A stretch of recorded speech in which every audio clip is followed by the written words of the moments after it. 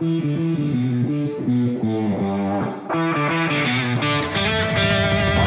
there, Quigley. A great opportunity for himself. Stephen Quinn with the hat trick. Now Abino. And Abino finds the back of the net in his Illinois debut. His first career goal. Luke Corver with the goal. Thomas Colas, he's in. He shoots out in front. The captain is the savior again. Thomas Colas finds the back of the net. Going in, it's a goal! Joe Nolan puts the line up 2-1. We'll stop till we're legend.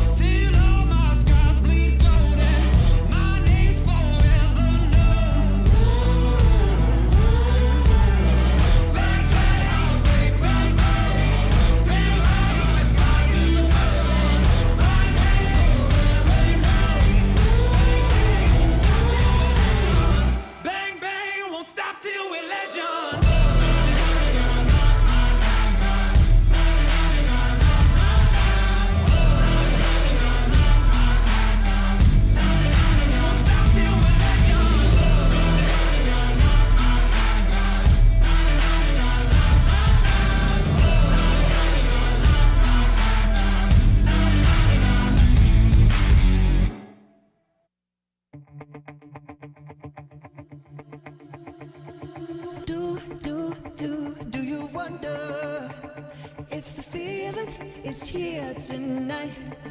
'Cause when it comes, well, you better hold on tight.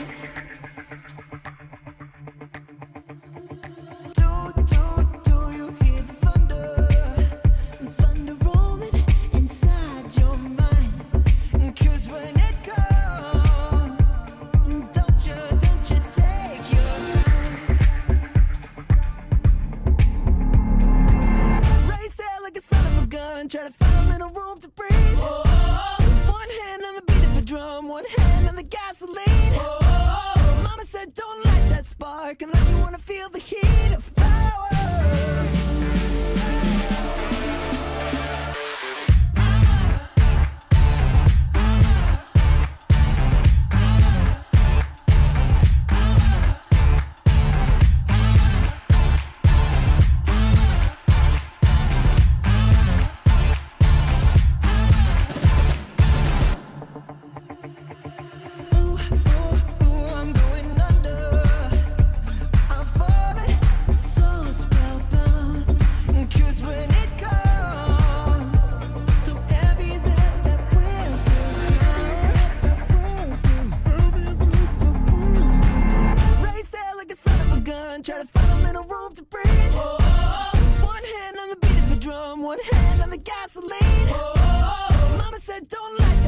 spark unless you wanna feel the heat of power.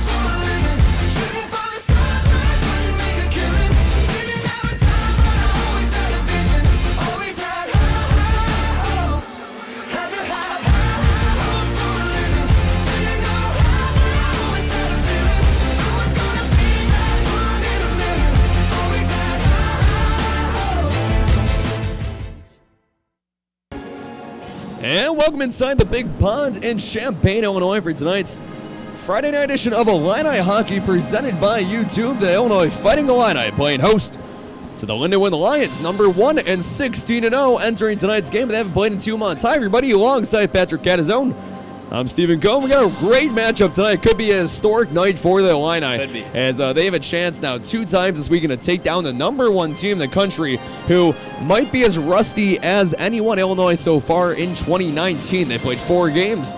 They've won 2. They lost 2. They beat Robert Morris once. They beat Jamestown once. They lost to both those teams once as well. But it's going to be even a bigger challenge for Nick Fabrini's club tonight to beat one of the nation's top teams and one of the top teams that the ACHA has seen in quite some time. Yeah, they really haven't gotten off to a great start in 2019. So tonight's really the night to try to turn that around. Obviously, probably the best team that we've placed all season was Lindenwood. We got to broadcast that game in St. Louis and Wentzville. So close. Wentzville. Yeah, it's suburbs of St. Louis. But honestly, one of the best teams I've seen here in college hockey ever has been Lindenwood. So tonight's the night, really. Try and come out fast and try and pick up this win. It would be huge. Illinois lost 7-2 on that Friday night game. They lost 6-1 on the Saturday. Neither of them that close by any means. What's the key then for the Illini? You got a team, you got a goaltender at Cooper Cedot, 14-0 this year. 17 goals allowed in 14 games. He has 5 shutouts. You got a hot goaltender, but at the same time, you got a team that hasn't played since November 17th in Iowa, in Ohio per se. That's over 2 months. Today's January 18th. They haven't played in about 62 days in a competitive hockey game. What kind of rust do you expect from Lindenwood early on? It's going to be fast. Obviously, that's one thing that you really, when you watch this team and when you listen to this broadcast, one thing you can tell is that Lindenwood has extreme speed. They are unbelievable when they cross the blue line. They get to the goaltender really quick. So, really, it's going to be up to Elliot Girth to try and stop that. He's got to be quick. He's got to be fast, and can't get caught on a bad situation like 2-on-1 because Lindenwood's going to beat you on that every time. Yeah, how about that Elliot Girth? Yes. He's making out his 5th start of 2019. He's brand new to the team. If you're new to watching Illini hockey this semester, he came from Parkland College. Jake Barnard is still working through a ankle sprain. So you got Elliot Girth in there again, but this is by far the toughest matchup he has seen so far. Yeah, absolutely. And really, it is an advantage for the Illini to have Elliot Girth in the goal tonight, just based on the fact that Lindenwood has never seen him play. So they're going to have to try and adjust early to what he does. And hopefully that gives the Illini a little space to try and score quickly and get ahead quickly. Illinois also without Luke Forfar, the junior forward, one of the alternate captains on this team again. He is still dealing with some lower body stuff. That top line of Casper Ribba, Bobby Ernsting, Thomas Kolas. Ernsting started to come on too. Kolas and Ribba have had great years, but they really need their top line, and especially that top 6, to step it up tonight.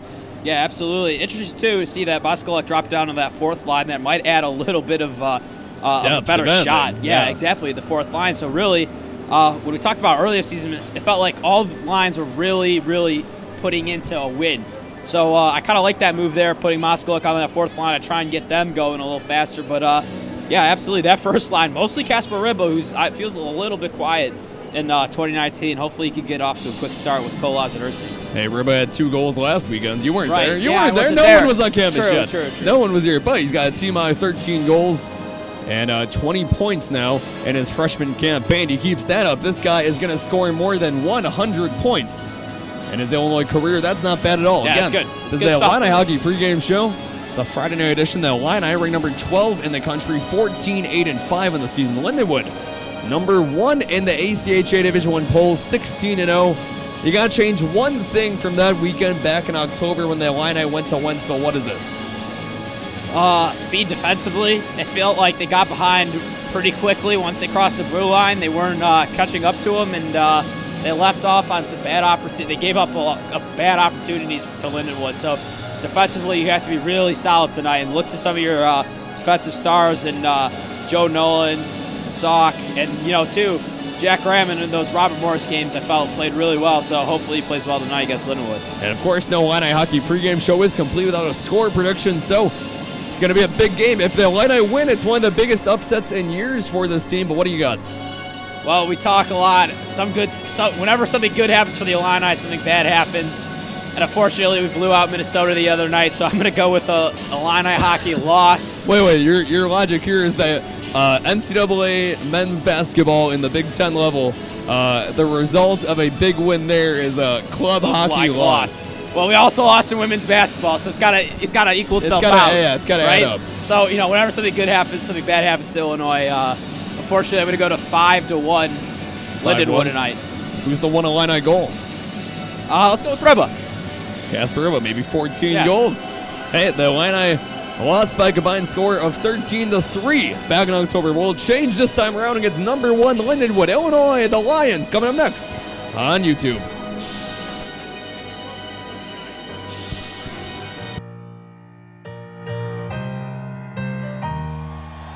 You know I'm back, like I never left. Another sprint, another step, another day, another breath. Been chasing dreams, but I never slept. I got a new attitude and a lease on life is a piece of mind. Seeking a find I can sleep when I die. Want a piece of the pie, got the keys to the ride and shit. I'm straight. I'm on my way. Get out my way. I'm running late. What can I say? I heard you died twice. Once when they bury you in the grave, and the second time is the last time that somebody mentions your name. So when I leave here on this earth, did I take more than I gave? Did I look out for the people, or did I do it all for fame? Legend is Exodus, searching for euphoria, judging through the mud to find the present, no ignoring us. Got 20,000 deep off in the street like we some warriors. My mama told me never bow your head. Whoa. I feel glorious, glorious. Got a chance to start again. I was born for this, born for this. It's who I am. Test. Not gonna forget. I made it through the darkest part of the night, and now I see the sunrise. Now I feel glorious, glorious. I feel glorious, glorious. I'm feeling glorious. The crib looking Victorian. You know that we've been going it since we hopped out that DeLorean. On guard, things are just things. They don't make you who you are. Can't pack up all you haul and take it with you when you're gone. We posted on the porch, my family's glasses to the stars. My grandma smiling down on me like, whoop, that boy got bars. Okay, yes I do. I said amen and hallelujah, let me testify to another morning. A morning, won't let self get in my way. I got my breath, I got my faith, and I remember why I came. I feel glorious, glorious. Got a chance to start again. I was born for this, born for this. It's who I am. Not gonna forget. I made it through the darkest part of the night,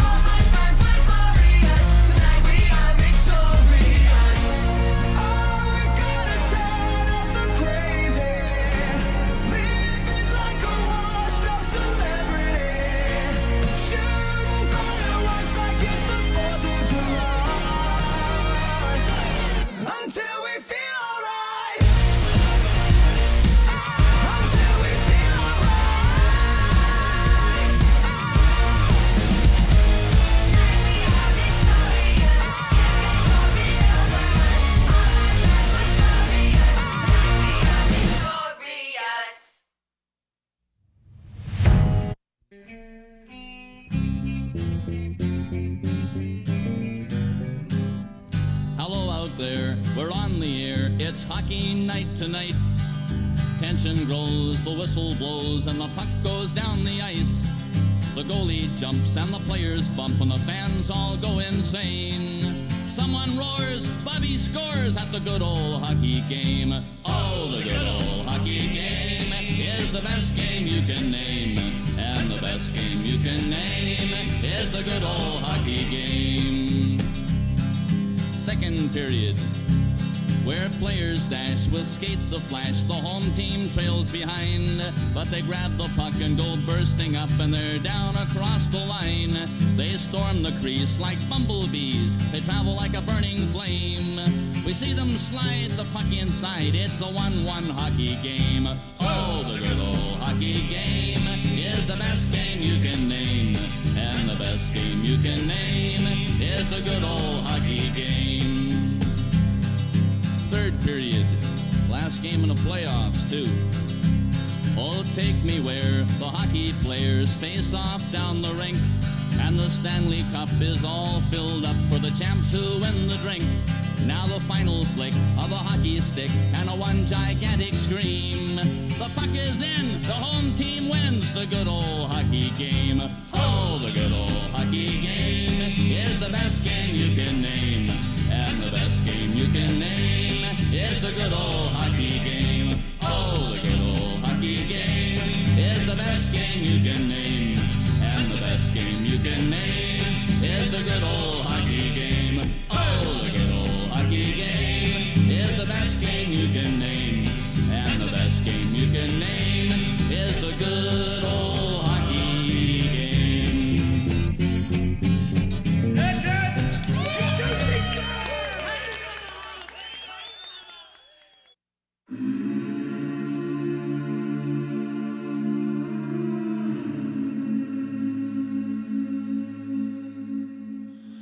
Will you hold the line when every one of them is giving up and giving in? Tell me, in this house of mine, nothing ever comes without a consequence and cost. Tell me, will the stars align? Will heaven step in? Will it save us from our sin? Will it? Cause this house of mine stands strong. That's the price you pay. Leave behind your heart and cast away. Just another product of today. Rather be the hunter than the prey. And you're standing on the edge, face up, cause you're a natural. I've been it hard as stone. You gotta be so cold to make it in this world. Yeah, you're a natural.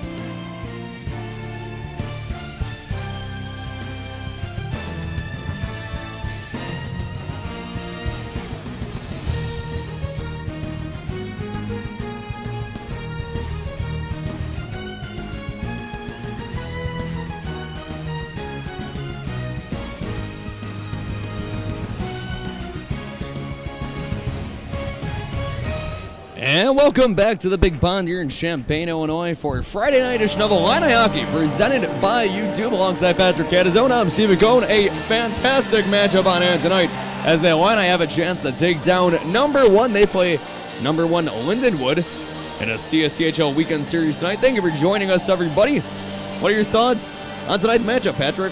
Well, excited to get out here. Illini got to come out quick, fast, and with a lot of energy because that's what they're going to play tonight. So got to match that right away, set the tone. Illinois has struggled early on here in 2019 to take that early lead in games. It's basically been every game. It's been a slow start. Last Saturday against the Jamestown Jimmies started to pick it up a bit, but Lindenwood is a team that will beat the crap out of you. They beat Arkansas back in mid-November 15-0 one night and 10-3 the following night. 7-2 and 6-1 were the scores when they played the Illini back in mid-October in Wentzville, Missouri. The Illini, though, looking for a few CSCHL points at the very least, but they know that this is a team that they can beat. Yeah, absolutely, and obviously there's a little bit of a advantage being home, so hopefully that'll hopefully carry them in one of these games to try and at least pick up one here at the Big Pond. Illinois' top line, Bobby Ernstink centering that, Casper Ribba and Thomas Kolas to his left and right. The puck is dropped, and Townsend has it, and he throws it in, flips into neutral ice. Now Casper Ribba pokes it all the way up, 19:50 left to go. Alongside Patrick Catazone, I'm Stephen Cohn. Lindenwood, Illinois, number 12, number 1 in the country. Lindenwood 16-0 entering tonight's game. Lions go through neutral ice, that's number 17, Ryan Finnegan. Finnegan fights for it into the Illini's bench early on, so hey, that's 22 seconds where Illinois didn't allow Lindenwood to really enter their offensive zone at the very least. No, they did a good job. Two forwards got back to really stop that and make it a 4-on-2 opportunity for Lindenwood, and that's not much. So good job there, not letting it pass the blue line. Now look at that, Bobby Ernstink, the captain, had a big goal last weekend against the Jimmies. Wins that draw, and Joe Nolan going to quarterback this rush. 19:30 left to go. You're watching Illini Hockey on YouTube, Illinois, and Lindenwood. If you're just joining us, thanks for spending your Friday night with us. It's 7:30 puck drop, 7 o'clock tomorrow night for the regular season finale between these two clubs. Intercepted and tipped in neutral ice by Neil Novosel, who's on that second line tonight. He's been moved up from the fourth last Saturday. He was on the second line last Friday, so a guy that's been pretty indispensable for Nick Fabridi's club. Bringing it up on the near side, Joe Nolan throws it ahead. Stephen Quinn going to be the first one to get it at the end boards, but stolen by a Lion. And dropped all the way down. Lindenwood hasn't played a game since November 17th. You've seen that rust early on. Yeah, nice physical check there from Lindenwood, too. Right off the board. Drew Richter taking it by himself, going down the left side. Stopped at the left point. Now the puck's at the end boards. In the corner, a big hit. Neil Novosel throws. Lindenwood hasn't really allowed Illinois to get anything toward the center of the ice for a minute and a half. Yeah, not really. Good job here from the Illini, too. Matching the physicality. Get one hit and match it for another. How about this? Nick Chirillo, one of the newest Illini. He's on the third line, going down the left side again. And another big hit into the boards. That's going to be a theme all night. Yeah, absolutely. I love the physicality from the Illini. Illinois is really going to have to match that. They struggled against Jamestown at moments. And an offsides call on the Lions, 18:08 left to go. So is this matched early expectations for a team that hasn't played in more than 2 months? Yeah, I love, honestly, good energy from the Illini, and Lindenwood is going to do everything right. You kind of see that early. They gave themselves up for a couple of checks. But other than that, they make great poke checks, make great plays. A little bit of mistake there with the offsides, but they're going to do everything right, so you just got to do your best to match it. The Illini won that draw. It's Cooper Cedot in net for the Lions. He's 14-0 this year. 1.21 goals allowed against for the Illini. Elliot Girth making his 5th career start for the Orange and Blue. Lindenwood, I didn't mention it before, in black and gold. Some of the sweetest jerseys you'll see at this level of hockey. The Illini, unbelievable. Yeah, the Illini in their legendary jerseys where they have the names of former Illinois players and coaches from the past few decades. Here in this 60th year of Illini hockey, Girth going to tip that one aside to his left. Lindenwood, first extended offensive zone chance. Townsend throws it down low. Zach Martin, he's checked into the boards and stolen away by the Illini. Jack Healy. And Healy can't tip it ahead. Instead, tips into the stands here at the Big Pond. And not the kind of dump down that Jack Healy was looking for. No, that wasn't. And on top of it, when that puck is right there, if you're Girth, you freeze it because you never know who's on that other side who could potentially tip it in. not the best move from him. Hopefully, can learn from that quick mistake. Elliot Girth, he's been good. He hasn't been. He's kept the Illini in a few games. They've been competitive essentially in every game so far in 2019, which wasn't the case in all the games toward the end of 2018. Tyler Opilka, the Illini's senior defenseman, has that one intercepted by number 2, Colton Crago. Crago checked away, going down the center. And Charlie Salk pokes that one away as well. A chance for number 12, Vic Lombardi. Just these names over the past 4 years, they've been the same names. This team's so old. This team's played together for so long. It's no fluke that they're 16-0. Absolutely not. And they're all grown men, too, to add to that. They got several guys who have played at the Division I and Division III levels in the NCAA. And so it's no easy challenge for the Illini. It's about keeping it close in a low-scoring game. Illinois done that so far. 16:30 left to go. Evan Sabo with a chance in the offensive zone. Tipped ahead. The shot incoming, and that one from Thomas Colas at the point, blocked away by Cooper Cedot. Yeah, Paul Preco's back in now. Love to see him How back. about this? Joe Nolan at the right circle, puts it on and off the post. That's 2 good chances by the Illini, though. Absolutely. The best part of the very, very fast. Trying to catch Cedot off guard. That's how you're going to score on him. Cooper Cedot, the sophomore from Northville, Michigan. So many of these guys from Canada as Cedot eats that one up. So many guys from around the country and not even in this country from north of the border. Yeah. But Cooper Cedot's a Michigan man. There you go. And that just goes into how good at recruiting Lindenwood is, bringing in guys that they know right away can be physical and are going to potentially win them a championship. Head coach Rick Zombo, former St. Louis Blue, for the Lions, and with 2 freshman goaltenders and 1 sophomore in Cooper Cedot, you'd expect that might be their weakness, but they've been outstanding in net so far this year. A tough schedule. Shot on again from the right point by the Illini's Jack Graham. And Thomas Colas goes off for a change. Puck stays in the Illini's offensive zone, poked in, thrown in to neutral ice. Joe Nolan catches it. Off the boards, the pass from Graham. The Illini can't clear that one. It's going to be behind that. Elliot Girth couldn't play it. That's another miscue by Girth early on. Yep, just like that too. And Nolan too, he's got to know a little better. He's got to get quicker past that Girth blue line. with a save. He can't shovel that one up though. So another second chance allowed by Girth. The Illini avoid any casualties there. But Girth has to find a way to hold on to the puck when he gets the chance because Lindenwood will capitalize on those opportunities. Yeah, and we thought of it might help him the other way. They potentially get the advantage with him in the goal, but it looks like he's a little bit nervous tonight. Obviously, he should be. This is Lindenwood, but hopefully that doesn't bite him. Finnegan, the great blue line pass, shot on, and that one blocked to the right side by Girth. Girth, the freshman from Bourbonnais, 5'11", 160 in net. Stephen Quinn shot on from the left point. And the rebound opportunity, no good for the Illini. It's been very back and forth so far as well. Absolutely, and that's what you want to see because when we they're were in offsides, Wentzville, though. yeah, that's twice too. By the way, not too good here tonight from Lindenwood. When they were in Wentzville, they dominated on their offensive zone for a good half period to start it off. It felt like, and the Illini had no answers for it tonight. Just the opposite. It seems like Illini coming out with some fast, quick offensive moves, and Lindenwood's falling behind a little bit. Number 10, Nick Green on the draw, only 3 goals this year. And Justin Reese has it over the blue. Reese, the Illini's junior center, has really stepped out this year in a hat trick earlier on. A chance for the Lions. Thrown ahead. The shot. Couldn't get that save. The rebound opportunity. It's tipped and then poked away by the Illini. A wonderful play from Jack Graham in net. Yeah, absolutely. He knows the nerves are there for Elliot Girth, and Graham's behind and just does a little poke and saves the goal because that was going to go up and over Girth. That was a floating shot essentially. From Girth was kind of out of the crease, and Jack Graham, right place, right time to stop that one. Help out his goalie. Yeah, absolutely. Love to see that. And in this first game too, Girth didn't have a great first period. It was Graham who went up to him first and said, "Hey, you got this." Illini won that game. They did. That was a good start to 2019. They've lost 2 out of 3 since. They beat Jamestown after almost blowing that one as well last Saturday here at the Big Pond. The Illini head off to Iowa State and Ames next Friday and Saturday, but they play Lindenwood again tomorrow before that. Jumped ahead.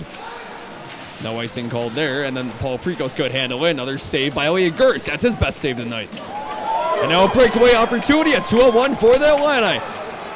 Thomas Colas putting the moves on, man. Glove save, Cooper Cedot. Wow, what a great move by Cedot with the glove. Man, he saved a goal there, and a great move offensively, too. There's not much you can do about that, but Cedot stays home and makes the glove save. Wow. That was a great save. That was an impressive save. I couldn't do that. I know that for a fact. And then he was nonchalant about it. He just got a sip of the Gatorade and handed the puck to the ref. Business as usual for the man who's 14-0 on January the 18th. Ryan Martin ahead to Mitchell, and the save, the pad save, rebound opportunity though. Elliot Girth has to find a way to stop giving up second chances. Yeah, right there. They went 5-hole, but he had the block, but doesn't freeze it. He's got to freeze it right away. Hasn't froze any pucks yet tonight. So not many offensive zone draws for the Lions, but a lot of extended zone time. 13 minutes left, 0-0 the score here in Champaign. Thanks for joining us alongside Patrick Catazone. I'm Stephen Cohen. We'll be interviewing the Illini's alternate captain forward, Luke Foyfar, during the first period intermission, so you won't want to miss that. So stick with us then. Shot on, and Vic Lombardi's shot deflected before it even got to Girth. Now the shot from the left point just skitters past the back of the net. Yeah, this is the Illini's fourth line, so hopefully they can get out of this and get a quick line change in the first. Yeah, the top line has been playing very well tonight. Thomas Colas and Bobby Ernsting have created a few shots so far for Illinois. But Cooper Cedot, you're not going to get many past him. No, absolutely not. And, you know, there's good scorers on this fourth line too. It's just defensively, it's going to be rough trying to get out of their zone. That one is still struggling, and Evan Sabo with a chance. He's the first one to get to the puck to neutralize. Sabo fighting for it, and Lombardi took it away. That's a physical play from Vic Lombardi. That's clinical hockey right there. Lift the stick up, don't let him get a chance. That's exactly what he did. An opportunity for Drew Richter on that second line, going on the left side, skates past the man, digs past him, and then that's going to be the first penalty of the game for tripping with 11:47 left. Murphy going to the box, the Illini on the power play. Yeah, absolutely, and what a fantastic 9 minutes into this game. Illini have matched what Lindenwood has put out. Lindenwood has made a couple of mistakes early, and so have the Illini. Girth has made a couple of mistakes, but hopefully he can clean that up. But Illini coming out physical and fast. You can't ask for anything else. This is the best start you're going to have. Absolutely, and it's the best start, and we don't have any goals, so hopefully that's what we have coming next. It's going to be Bobby Ernsting on the draw. Ernsting has really picked it up here in 2019 so far. He had 2 goals and a 4-0 win against Ohio to end the last semester, and then he's picked up where you left off here in January to start. Tyler Opilka at the point. The Illini haven't really had much time to cycle. It's been mostly fast break opportunities for them early on. So try to get some zone time taken over. Tyler Opilka passed over to Thomas Colas to the left. Colas tipped away. And John Moskowik out there right now. So you knew Moskowik as that 13th forward was going to get some time tonight on ice. Absolutely. Tyler Opilka at the goal line. Wraparound opportunity. Cedot freezes that one. 1:30 left to go on the 2-man minor. 11:16 left in the first. Yeah, and Cedot does a good job. He puts his stick completely down to stop any chance really of a wraparound. That's a great move for a goaltender, so I like to see that from him. But Illini got to get a little bit more creative offensively because that's not going to go in. Bobby Ernsting, Nick Green on the draw. And it's won by the Lions. Thrown across the boards. First to get to it, though, in neutral ice. As Casper, but the Illini resets. That'll kill 10 seconds off the power play on that face-off win. This is the Illini's top power play unit. Kasparova gains the zone. Dropped off for Tyler Opilka, who drops it for Bobby Ernsting. Ernsting at the left point. Back to Opilka. Opilka, this one stick gone. And a tip pass from Colas to Riba on the far side half boards. 1 minute left on the power play. Bobby Ernsting at the left circle couldn't handle that pass. And now that end the line pass to John Moskowik. Back to Ernsting, 50 seconds left. Ernsting, the left circle. Pass to Moskowik. Chance. Whoa, and just past Cedot. Illinois got to get a few shots on that and see what happens. Yeah, absolutely. And test CDOT as much as you can. Try to find something that is his weakness. This is a wonderful play right here. Lindenwood has been able to freeze the puck against the boards for 12 seconds. We talked about this in the Robert Morris game. When that happens, you just kind of freeze it as a official. Yeah, no, the official chose not to. The great pass. Thomas Colas tries to deke past the man, and a diving Lion gets in front of him and thrown all the way down. Lindenwood goes for a change. 10 seconds left on the power play. And Charlie Saul gets to watch out because there was a great aggressive forecheck by the Lions. And Illinois can't get anything on that power play unit, so 0 for 1 so far on the man advantage. But chance for Novosel on the breakaway. Novosel drops for Joe Nolan. Joe Nolan, the shot. Pad save. Just save by Cooper CDOT. Yeah, Nolan goes 5-hole on that one, and it was open, but CDOT real quick in the net covered that one up. Well, you like that power play unit? You look back on it now, it wasn't that efficient. No, it wasn't that efficient, and yeah, those are the opportunities you have to capitalize on against Lindenwood. Well, if we thought Lindenwood was going to have a weakness tonight, it wasn't going to be the PK. They're among the best in the country in that category as well. Well, they're the best in the country at everything. That's how it gets to number one. Exactly. That's how you don't lose. Right. Illinois' 2008 national championship team with head coach Nick Fabrini, the captain of that team. They went undefeated en route to a national championship. That banner is at the top of your screen if you can see it at all tonight. Zach Mitchell turns around, passed off to Murphy, who had that penalty. Mitchell, the shot deflected and thrown behind the net as going for that goal line shot, Zach Martin. Yeah, quick move by Jack Graham to get that out of that middle area. And Joe Nolan gets his stick in there. The Illini have been very active in that category tonight, trying to diffuse those opportunities, help out their goaltender. You'd love to have someone like Jake Barnhart have been able to play in this weekend, but that's just not the case, sadly. But Barnhart's been great all season as well. Yeah, absolutely. It looks like here's an opportunity off a poke check.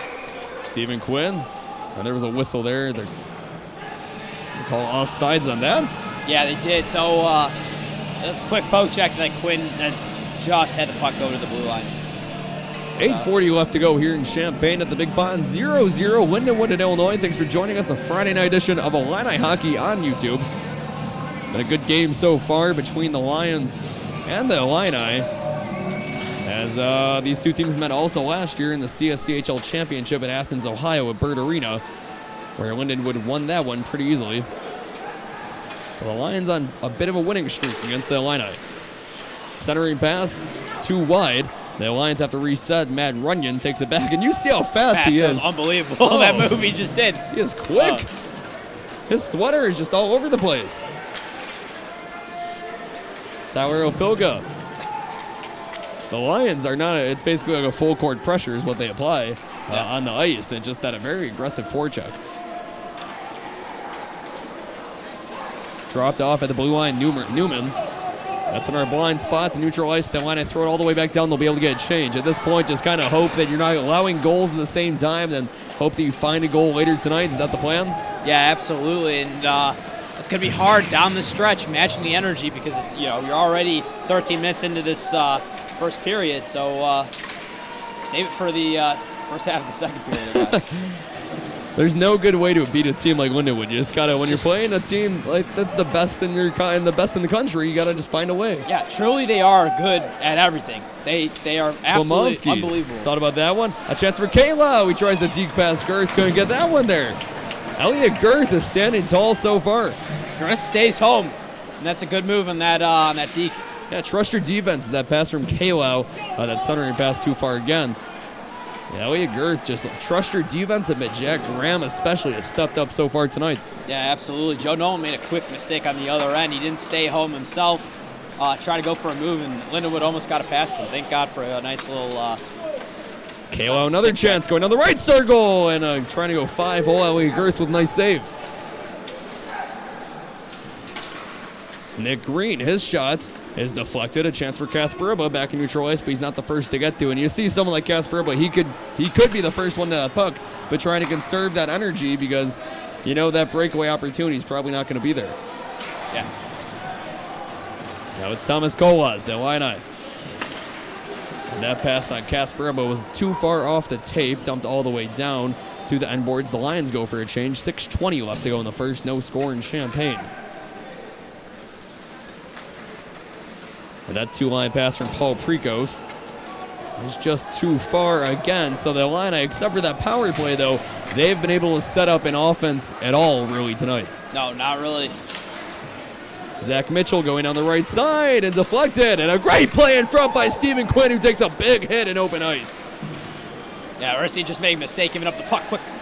And Stephen Quinn throws a big hit. The puck's there. A chance. Paul Pregos falls down. They'll call a penalty there again. The Illini back on the power play with 5:45 left to go in the first. Yeah, that was obviously a clear hooking call and a one-on-one opportunity. You almost want a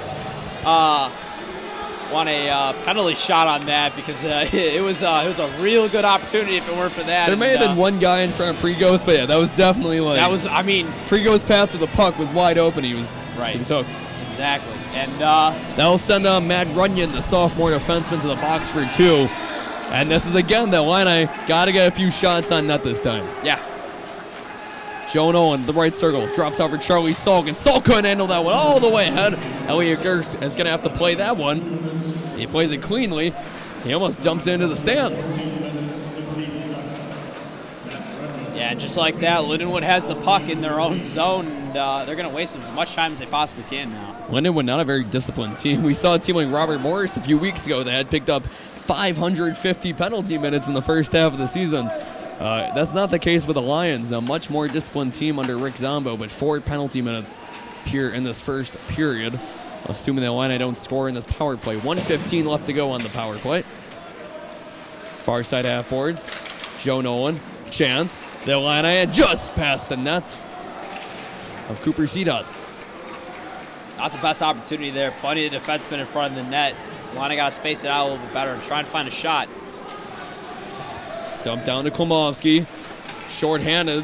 And the Lions have the puck in their zone. They'll get rid of it, go for a change. But the Illini, it's been 70 seconds again. And you just want to see a shot that you maybe get a low slot redirect or something that gives you a chance to score and get that second chance on Cedot. Yeah, and it felt like on that first possession, a little bit too much passing. Joe Nolan could have taken a shot in there, but chose to pass it off. At this point, you just got to shoot. Chance for Tyler Opilka at the point. Passed off to Joe Nolan. Joe Nolan didn't shoot again. Bobby Ernstling has to stop that one with a skate.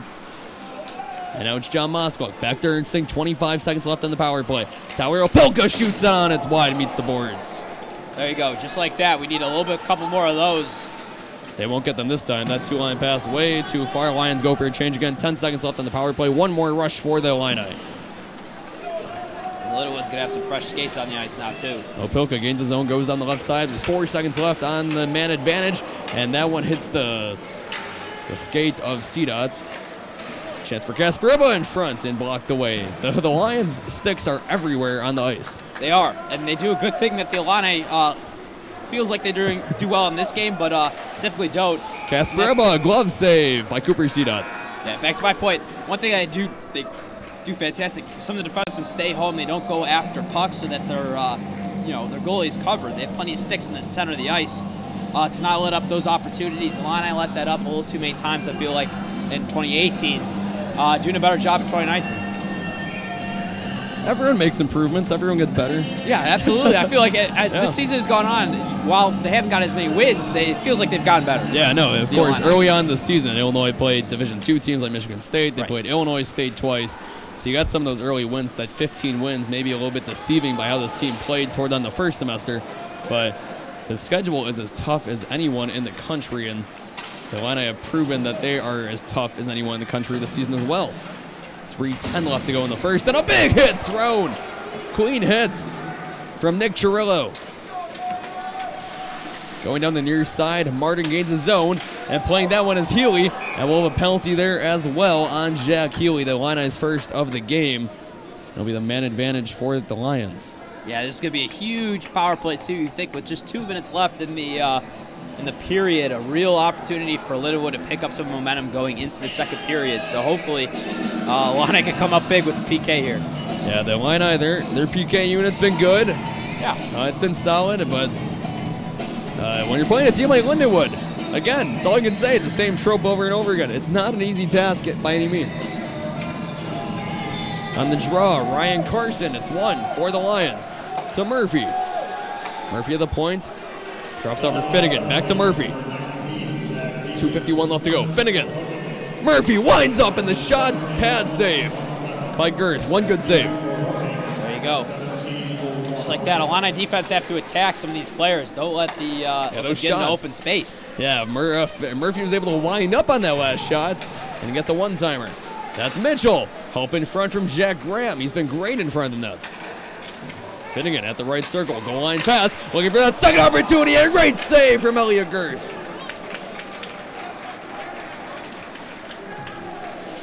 All the way down, the Illini can reset. Mitchell going down the right side. The Illini set on defense.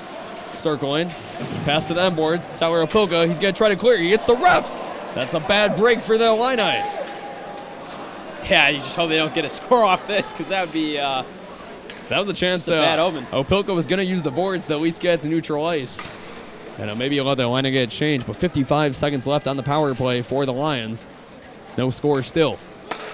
Murphy winds up again, and that shot meets the boards after touching the stick of Girth. And we'll have a whistle there as well. 43 seconds left to go on the power play. 1:41 left to go here in the first period. No score. Has it played out how you thought it would? Not at all. Not at all. Even looking at the practice, it seemed like the Illini were a little sluggish, feeling like they might beat something real serious tonight, but came out fast, I felt like. Defensively been real solid, so good job by the Illini. Neutral zone draw, Bobby Ernsting. And it's one for the Illini. Ernsting tries to tip it ahead, so hey, Lindenwood, they're gonna about 30 seconds left by time. They're even 34 now. Now quarterback in the rush to Kalo. 30 seconds left on the power play. Illinois trying to survive this here. Joe and Owen pressuring Kalo. Kalo tips it across the boards. With 20 seconds left, Illinois very close to ending this PK, but winding up, shot meets the boards again. Now Vic Lombardi has it. Over to Klomovsky. Klomovsky circling back with 12 left on the power play. Pat Klomovsky winds up, shot meets the glass that time. Not a great shot selection all power play long. Bobby Ernsting was trying to freeze it. He will. 2-1-0, back to even strength. And the Illini, good job here keeping it against the ice. Ernsting, that was like captain. That was like 15 seconds. Yeah, there you go. That's exactly what we want to see in a PK. 45 left in the first, no score. One more rush for the Illini. Tip that from Kolas, looking for Ricky Haddon. And a whistle in center ice. 39.9 left, coming to an end here in the first period. And Illinois, the power play unit wasn't great for the Illini, but it wasn't great either for the Lions. No, it wasn't. And that's what you want to see, I guess, if you're the Illini, right? Don't give up those bad opportunities, and they made up for it. It seems like every mistake Illini made tonight, they make a play to make up for it. So Illini just keep it 0-0. That's what you like to see in the first period. It's pretty amazing. Illinois really hasn't had that many shots on net on CDOT except for those two power plays. And yet, very close to a 0-0 score here after one. And a big hit into the boards. Thrown by the Illini, and a chance in front. CDOT sucks that one up. Some pushing after the whistle, 18 seconds left. And the refs have to push them away. It was Evan Sabo, Chen's homer getting involved after. Yeah, and with 18 seconds left, a quick opportunity for the Illini. See if they can try and get it to the defenseman and get a redirection off the faceoff. I say just don't give up a goal. Like just yeah, at this point, if you score, that's the cherry on top. But just don't give up a goal with 18 seconds. Last week, Charlie Saul, Neil Novosel, they combined for a goal against the Jimmies with 1.9 seconds left. So don't rule anything out. You can score it late in the period. As the Illini win that draw, it stays in their zone. And a chance, Thomas Kolas in front. His shot meets the boards. With another, he gets the rebound. Trying to center it back to Kolas. With 6 and 5 and 4 and 3, 2 and 1. And that's how the first period comes to an end. What a period from the Fighting Illini. Yeah, what a period is right. 0-0, that's the score that you want to see if you're the Illini. Got off to a quick start, I felt like, and was able to ride it out to the second period. So we'll see what they can do with the second period. Come out just as quick and try and score early, right? That's what that's what you want to see. The Illini haven't been great at that all year, and if they could get a quick start, it's the second period, putting yourself in a really good chance to win this game. But 0-0, great first period. Good 20 minutes from the Illini. I'll have an exclusive interview with Luke Forfard coming up. Illini hockey on YouTube, 0-0 against the #1 team in the country, the Lindenwood Lions.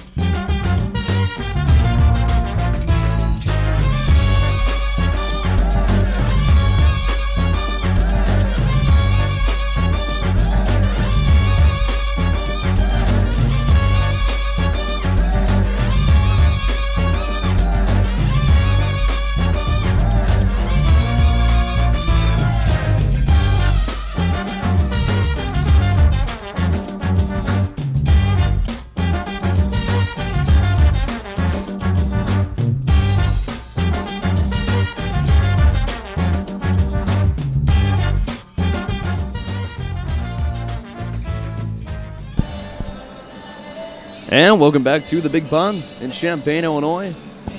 That's a Friday night edition of Illini Hockey presented by YouTube. After one period of play, the Illini tied with the number 1 Lindenwood Lions 0-0. First period intermission report. And alongside, I'm Stephen Cohn, alongside Illinois' forward Luke Forfar. And how you doing, Luke? Doing well. How about yourself? Pretty good. You just so what's going on right now with this game? Obviously, a solid first period from Illinois. That's the kind of start that you want when you're playing a team as good as Lindenwood. Yeah, you know, I couldn't really expect much less out of the boys. We prepared very well this week in practice, and being able to see us be so prepared even before the game, getting ready before warm-ups, and everybody just seemed like they were ready to go, and everyone's doing their job, so we just got to keep going for another 40 minutes here. Yeah, and then you look at someone like Elliot Girth. He's in his 5th career game now. He's had to step in for Jake Barnard, who's suffering from some lower body stuff. What are your initial thoughts on him? Because he's been pretty solid early on here in 2019.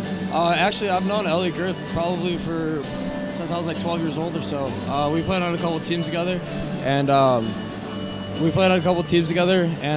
you know, I've always known he's a great goalie, and I've known his history coming in, and he's played a couple years juniors and did well in the playoffs. So it's like he was a nice addition to our team, and it's really nice to see that him just transitioning into this role that he's kind of ended up being in. So. What's your kind of scouting report on him? Like, how would you attack an Elliot Girth then? I mean, he's just a confident goalie. He's got a little cocky vibe to him, and I like it. You can see it in his plays, a little flashy. Like, when he get a rebound, he'll smack it out of the way, and he'll smack it to the corner. So he's got a good personality in net, and it's fun to play in front of him.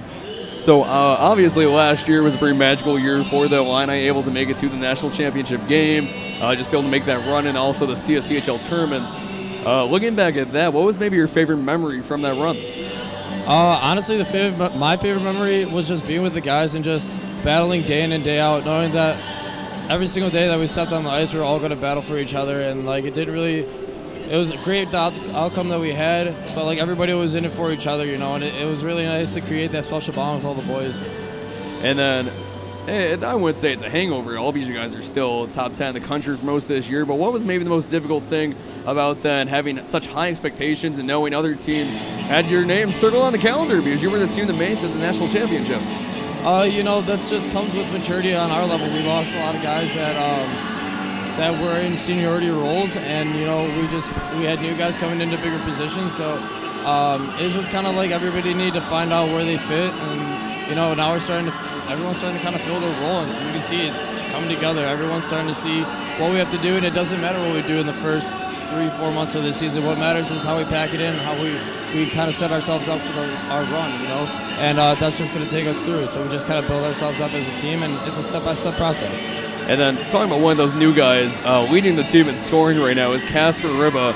One of your line mate when you're in the lineup. Just what's made him so great, because Illini fans have watched him score 13 goals now this year and just over halfway through the season. The kid's got amazing hand-eye coordination. Like, I've never seen a kid be able to like drive to the net and put a puck right underneath the bar every single time consistently. Backhand, forehand, just it's an absolute rocket. So he's just got a knack for scoring, and it's great to watch. It's great to play with him and give him the puck and watch him do his thing. So. And then if someone isn't that familiar with what it's like to be an Illini hockey player at the U of I, give them an overview of like what your week is like schedule-wise and just how you go about your business. Yeah, so we usually have practice at 3 to like 4 o'clock on Mondays, and then we have practice Tuesday through Thursday, 4 to 5:35, and you know, we have a couple workouts scattered throughout the week, morning and night, and then we have our games on the weekend. We're either here or we're traveling, so it's basically every weekend, every week from the end of August all the way to the end of March. So it's a pretty tight schedule, and you know, you really have to stay on top of your schoolwork and stuff, so it helps me be a better student, gives me a structured schedule, so it's nice for me to be able to jump from thing to thing and just always kind of be busy and occupied. And then you've been to a lot of other arenas at this point. The Big Pond Special in so ways. First, what makes the Big Pond so special? And then also, of the other CSCHL arenas, which one's maybe your favorite or you get most riled up to go play at? I'd have to say one thing that is super special about the Big Pond is that, you know, you never really seem to run out of space.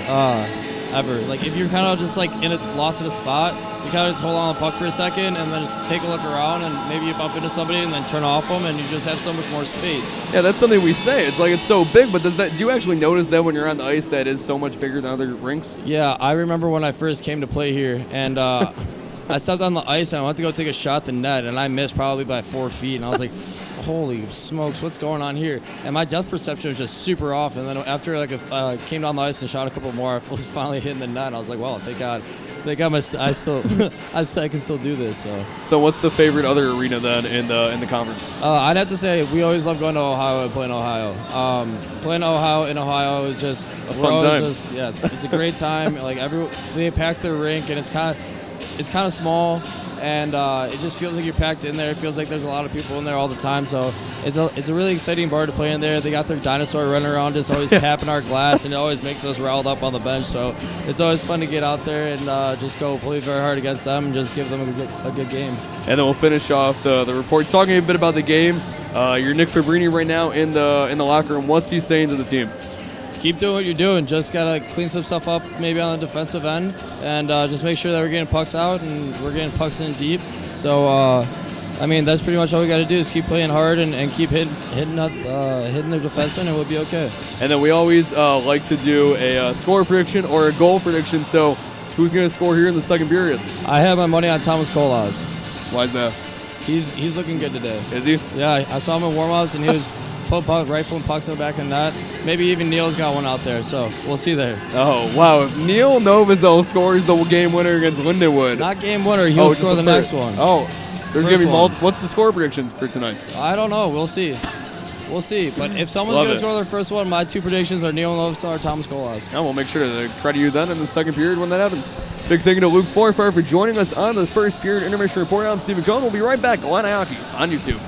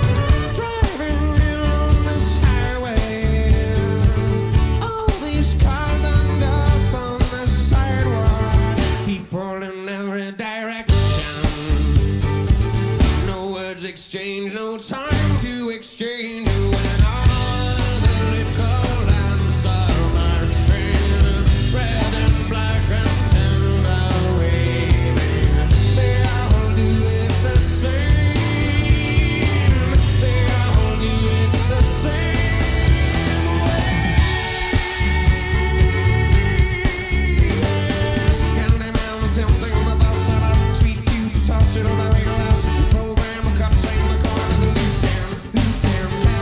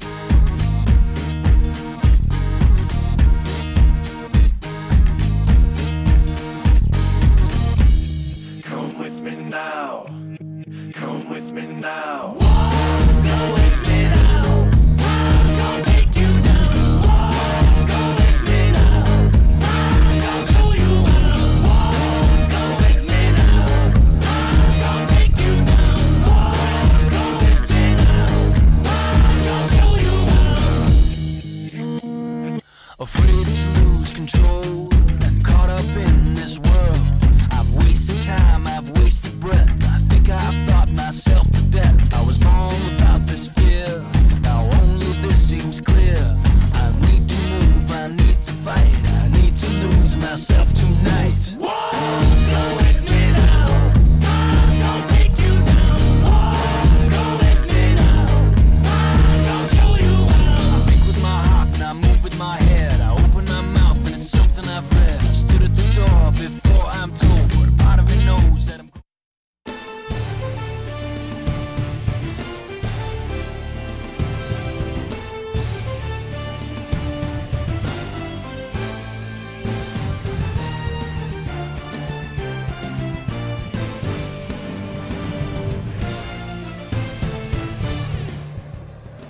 And welcome back to the Big Pond in Champaign, Illinois, where it's the site of tonight's game between Illinois Fighting Illini and the #1 ranked Lindenwood Lions in ACHA hockey. Hi, everybody. Alongside Patrick Hazone, I'm Stephen Cohn. It was a terrific first period between these two teams. Number 12 Illinois, #1 Lindenwood, and a few penalties marred that first period, but no one scored. Yep. And now Illinois just has to find a way to score here in the second. Yeah, they do, absolutely. Try to get off to a quick start. Something they haven't been able to do, honestly. Try and find your best way. It'll be a little bit more creative because CDOT's that good of a goalie, where if you try anything like a dangle, I know. A dangle in front of the CDOT, he's going to save that. He knows how to stay home. He knows where the puck's going to go. So you just got to get creative somehow. Try to get some opportunities in front of the net. Obviously, Lindenwood's very good at keeping someone. Keeping their defenseman in front of the net and not letting any opportunities in the middle. So just kind of get creative around there and try and find an opportunity to score because for the Illini, you got to get on the board soon because, Lindenwood sure isn't happy that it's 0-0 here. And going well, Lindenwood, they last time they played was November 16th and 17th on the road at Luke Forfar said was his favorite road place, mostly because it's a riot place. Is Bird Arena in Athens, Ohio at Ohio. And they only won one of those games 3-0, and they won one in overtime 4-3. So when they've been playing this high-level competition on the road, and the games have been a touch closer, and that's all Illinois could hope for after losing by 5 goals each of the nights back in October. But what do they have to do to score? Because this is a team that could put up 15 goals in the game, and the Illini limited their opportunities in the first. Yeah, I'd result to this, honestly. It's just putting a guy, trying to be physical up front in the middle of the ice, try and take some shots and try to get some redirections up front. Because, there's so many people there, you could obviously be physical, try and knock them off, try and get a couple checks out in open ice. That's probably what I would do because Lindenwood's going to try to stay home and get as many, stop the puck before it gets to CDOT, basically. So if you're physical, you might get the puck to CDOT. Illinois and Lindenwood. It's been a great matchup so far between two teams that really don't like each other that much. About we did the drive back in October, 3.5 hours, you'd say?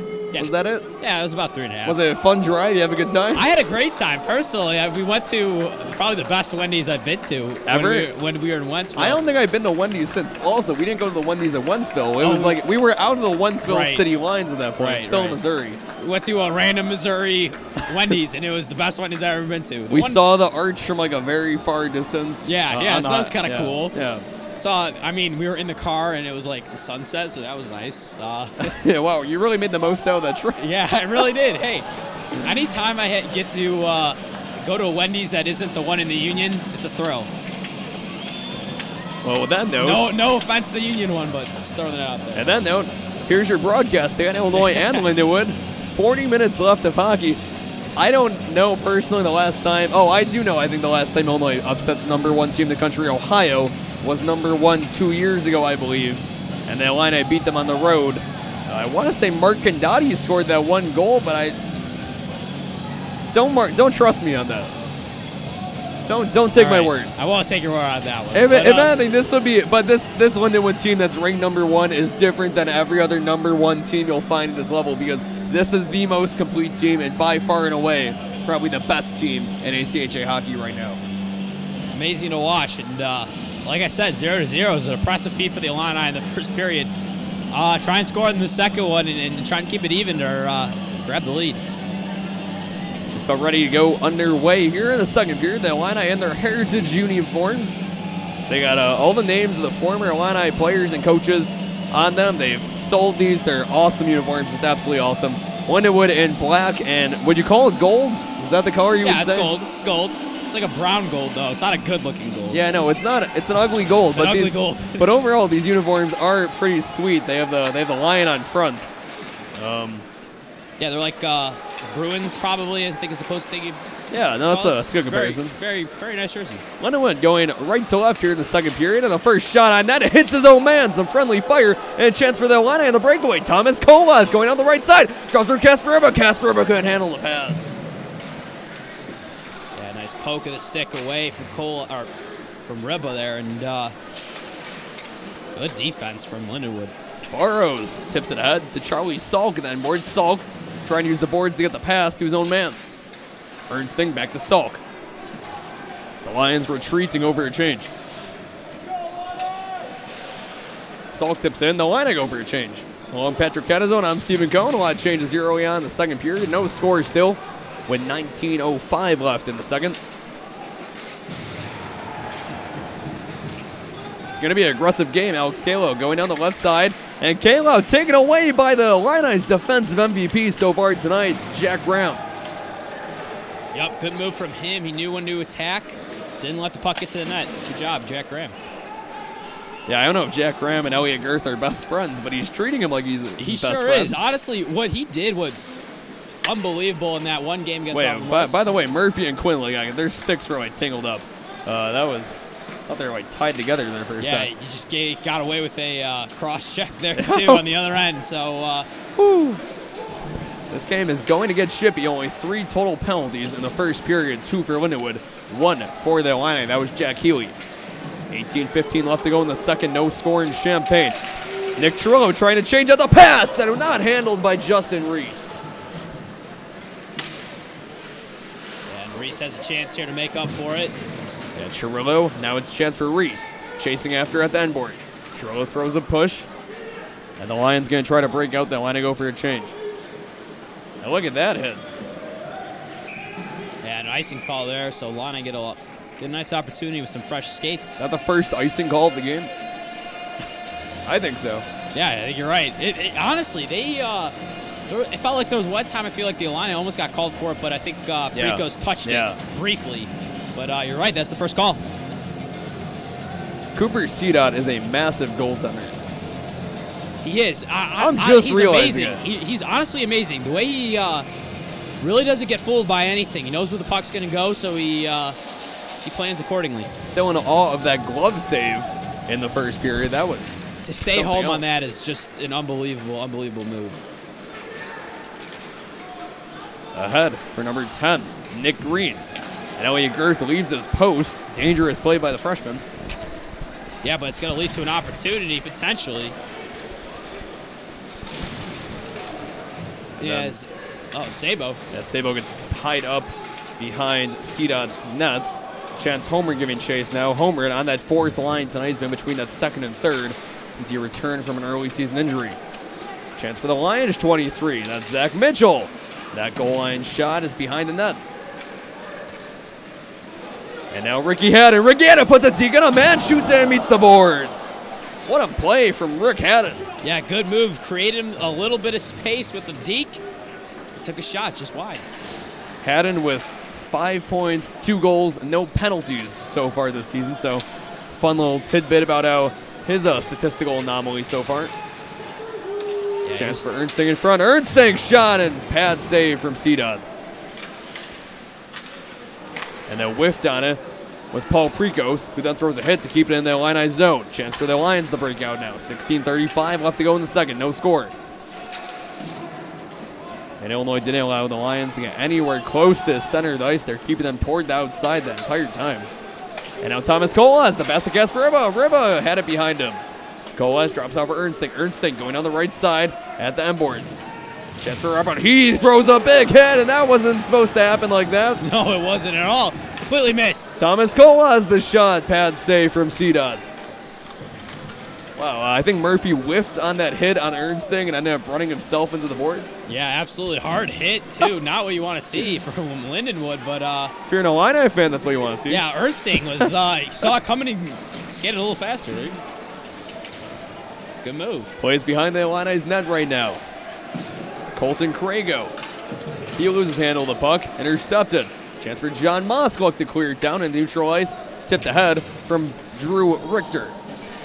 Richter, one of the Illini's top scorers on that second line, the right winger tonight. A sophomore from Darien, Illinois. Same hometown as the guy I talked to earlier in that first period intermission, Luke Forfart. Joe Nolan tipped that to Stephen Quinn. Stephen Quinn with nobody to beat. And he's the first to get to it to avoid the icing goal. Yeah, and there's that Quinn-Murphy matchup right there. And Quinn shoves him right in the boards. There you go. Hey, Stephen Quinn knows how to pick his fights. Yeah, he picked out. He seems like he picked out the guy he wants too. And yeah, Brendan Murphy, the junior from, he's one of the few guys from Missouri, so stayed in his home state. Don't hate him for that. Tyler Opilka, Joe Nolan was calling for it near side. Instead, it's far side now, in the corner. Back to the left point. Nick Chirillo to Opilka. Opilka couldn't handle it. He's got to be the first to get to it. Gets some help from Joe Nolan, who gets back on defense as that puck dumped all the way down for icing by the Lions. And a sloppy play from Tyler Opilka at the blue line.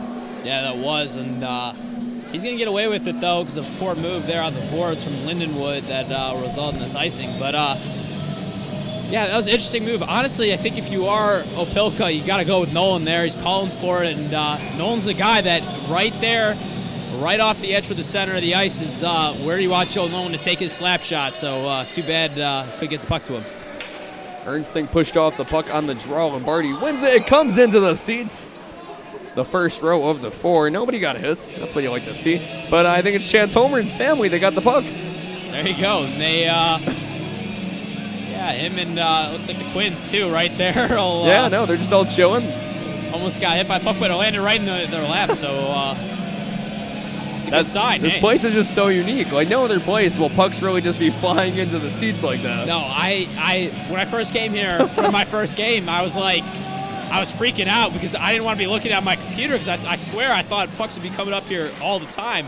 Not as often as you think, but they certainly do end up in the crowds. You weren't here before the boards and the penalty box, though, when I would stand down there and it got hit in the hand by a flying puck. Yeah, I bet. Very painful. Very, very painful stuff. 0-0 the score. 14:05 left. That puck taken away neutral ice. The looking for Thomas Cole has intercepted there again. Burrows. Back to Newman. Newman at the left point. Townsend shot on into the glass. Elliot Girth hasn't faced many pucks yet here in the second period through 6+ minutes. Back to Newman at the left point. Newman, pass down low. Puck in the corner. That's our blind spot here at the Big Pond. A good time to tell you to like us on Facebook and Twitter. Back to Townsend. And a whistle there. No penalty. Just whistled down. 13:35 left to go. No score. Thoughts on the start of the second period so far? It seems like Illini just playing physical enough where they're able to at least get a couple possessions in the offensive zone. That's what we want to see. And Lindenwood just seems to be making those little mistakes that you don't typically see from them. Offside, small offsides call. Yeah, Jack Graham headed to the box there. Not sure what that penalty was because it wasn't our blind spot. Right. But Holby in the box for two. He's been the Illini's best defender so far, so that's a big loss for the Illini as they have to hope to keep Lindenwood scoreless to keep it at 0. 2 minutes for hooking for Graham. First shot on the power play into the glass for the Lions. 13:15 left to go, 1:40 left, and Neil Novosil throws all the way down. Great play from the junior. Absolutely, and he's that's what you want to see. Just put it right there, and got a little bit of a slower puck because the Lindenwood player knocked it down. But, that's the advantage of the big ice, the big pond. It takes a while to get back down, so when you have a 2-minute power play, you got to work fast. 1:20 left to go now on it, and thrown down again. Stephen Quinn this time. So far, a much better start to this penalty kill. And look at that, intercepted by Joe Nolan. Joe Nolan going down the right, and a glove save from Sita, tipped away. And a nice little poke there from Homer to keep it in the zone a little longer and let Nolan get back. Intercepted by that line and neutral ice. Tip, John Moskluck. He dumps down again. 50 seconds left on the power play for Lindenwood. Look at this. The Great Illini PK stepping so far. up. Charlie Salk the first to get to that puck. He slides and avoids the defender. Salk, backhanded pass to Turek, and then Turek tries to just get it into neutral ice. He will. 30 seconds left. Lindenwood has one shot so far in the power play, and it met the glass. Yeah, absolutely. It just seems like a different Lindenwood team right now, the way that the Illini have been playing. Physical, getting open And ice so checks. quick, so fast. There's a wide open man, though. Jordan Kolmovsky at the left circle, and he scores! 1-0 Lindenwood. Yeah, and that's just C-Dot saw the pass, and he's willing to make that pass to all the way to the blue line, and just like that, it's going to be 1-0. Unfortunate for the Illini because the PK was going so well. Yeah, with 11 seconds left, and it's the Illini were caught on a change, and Kolmovsky was waiting at the blue line. It was a perfect pass from C-Dot. And Perfect. Then he just was. went top shelf in the corner over Elliot Girth. But the Illini, they knew they needed to score tonight, at least one. Yeah, and you know, C-Dot with a 1.21 goals against average this year is going to be tough to get a second one and try and get this win. But Illini have been played fast. They've been played well in this game. Hopefully they don't give up after this one goal. Well, you got to find that offense now again. There still hasn't been much offense from Illinois all night. Yeah, I agree. So, good line to have out there, too, to try and come back with Ernstine, Kolas. And you got to focus again. And the tough thing with Lindenwood is, like, they have the potential to score many more than one goal. So you got to keep working from there. Yeah, right. We'll see what Girth does, too, after this, after giving up the one goal. See if he loses a little confidence in the net. Ford Farmer's talking about that he likes Girth's swagger. He's known him for years. That's what he said during the intermission. So, does that swagger keep up now? That pass all the way down to C-Dot, who passes it ahead to Vic Lombardi. Another perfect pass from C-Dot. Yeah, C-Dot has not always been a goaltender. He was a forward in a previous life. He's talented. He the Northville, Michigan native, last played of the St. Thomas Stars. Big Stars fan? No. St. Thomas? Oh. St. Thomas Stars. I'm trying to think of if I knew that team. The GOJHL. I've never heard of that, but must be a fantastic league because he's playing great. Yeah, they produced a goaltender like Cooper Ceda. Another shot coming from Green wide. Yeah, nice use of the stick there for Girth. Chirillo's pass intercepted right in front of Girth. He gets it back, but dangerous play from the freshman.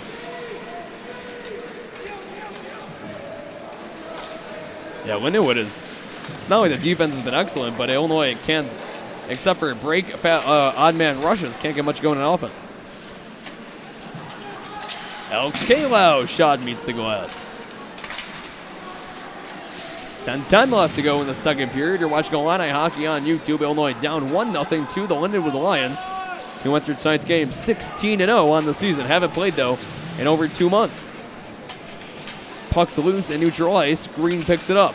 Going down the left circle, drops it off for Kalo. Kalo going toward the center in the high slot again. Pass and deflected off Neil Novosel. Yeah, here the line hopefully will get a possession off a Lindenwood change. See if they can start a good rush. And just dumped all the way down into the netting. So it's going to be an offensive zone draw for the Illini, and you just got to find some way to break down this defense and get some shots. Absolutely. It's going to be a little tough, too. You just got to think a little bit of confidence drained from the Illini just because they've been playing so good.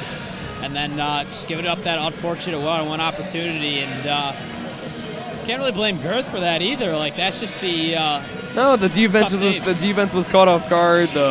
There were 11 seconds left in the power play. It's not his fault at all. It was a great shot. Yeah. Just frustrating situation. Stephen Quinn at the goal line slides into the boards.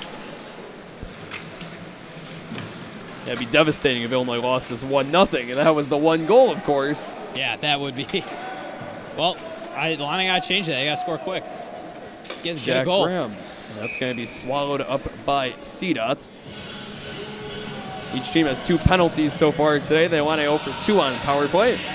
The Lions 1 for 2. That's the difference in tonight's game. Alongside Patrick Catazone, I'm Stephen Cohn. You're watching Illini hockey on YouTube from the Big Pond. And Here going with a good off. I like this offensive line out here on the fourth line. Homer and along with Sabo. Hopefully they can get something going. Yeah, Homer and Sabo heading that fourth line tonight. John Moskowik, the 13th forward. He's played a lot on special teams so far. Graham tipped ahead to Homer, and Homer dumps it all the way down. CDOT sticks his side to his right, giving chase is Sabo. The senior from Illinois State played there before transferring to Illinois. He has a chance for a shot, and he gets pushed in front. Chance Homer then with the chance. And Rick Haddon trying to push his man off the puck. Yeah, it feels like you got to get that puck off a little sooner off your stick. Trying to get a snapshot instead of going up and winding. Just because, you know, Lindenwood's going to close that space out really quickly. The Illini gain the zone. It's Kasparova, the freshman sensation. Looks like the net was dislodged. It is. They haven't whistled it off, though. Yeah, we'll continue to play. These officials It lately looks dislodged. And they made Ceda put it back in while the puck was in play. So a bad break for the Illini. That would have been a chance for an offensive zone draw. I've never seen that down here. These officials do not want to have this be a long game, it seems like, just based on some of these calls not freezing the puck. They don't like the 7:30 start time. They're not fans. Oh, not at all. Mike Turek intercepts that. It's good to see him back. The man they call Turkey hasn't played that much this year, dealing with some injuries, especially one he suffered in the preseason exhibition against the Springfield Junior Blues, the senior from Woodridge. 7:20 left to go. It's Jack Healy, puts a deke on a man, neutral ice, and the first one to get back to it, Paul Prekos on the tip. Healy ahead to Thomas Colas. Mike Turk's going to have to chase for it now. He can't get to it. Offsides on the Lions with 7:10 left. Yeah, and it does seem like a little bit of the energy has been drained from the Illini, and just haven't been able to keep the puck in the offensive zone. Obviously, like we said, you know, officials not willing to freeze the puck in that situation. But look, I mean, you gotta have someone quarterback one and try and keep it in for a while for the defenseman. I mean, yeah, it's just you're not gonna get a goalie as big as CDOT out of position too often. You just gotta create some misdirection on offense and get him out of the crease. That puck into the netting, close to the brand new scoreboard. Second year now in use here at the Big Pond. 6:54 left to go in the second period. And our frozen puck and face off of the defensive zone for the Illini. Honestly, could be a dangerous opportunity here if Lindenwood wins the face-off. Ryan Carson on the draw, gets it back to Mitchell. Mitchell has to pounce in one of their leading scorers. And he shot it on, deflected to the left side. Yeah, Justin Reese, nice job there, getting a little block. Zach Mitchell winds up, and a great save on the 5-hole by Elliot Girth. Yeah, Girth, honestly, Girth does this great job of closing up that 5-hole so quickly. You can't get a shot, and that's what they were going for. And honestly, another good thing that CDOT does as well, closing up that 5-hole quickly. The backup tonight, Royce Allred, the freshman from Texas. Donovan Bird was the backup last weekend. Jake Barnard still dealing with an ankle sprain.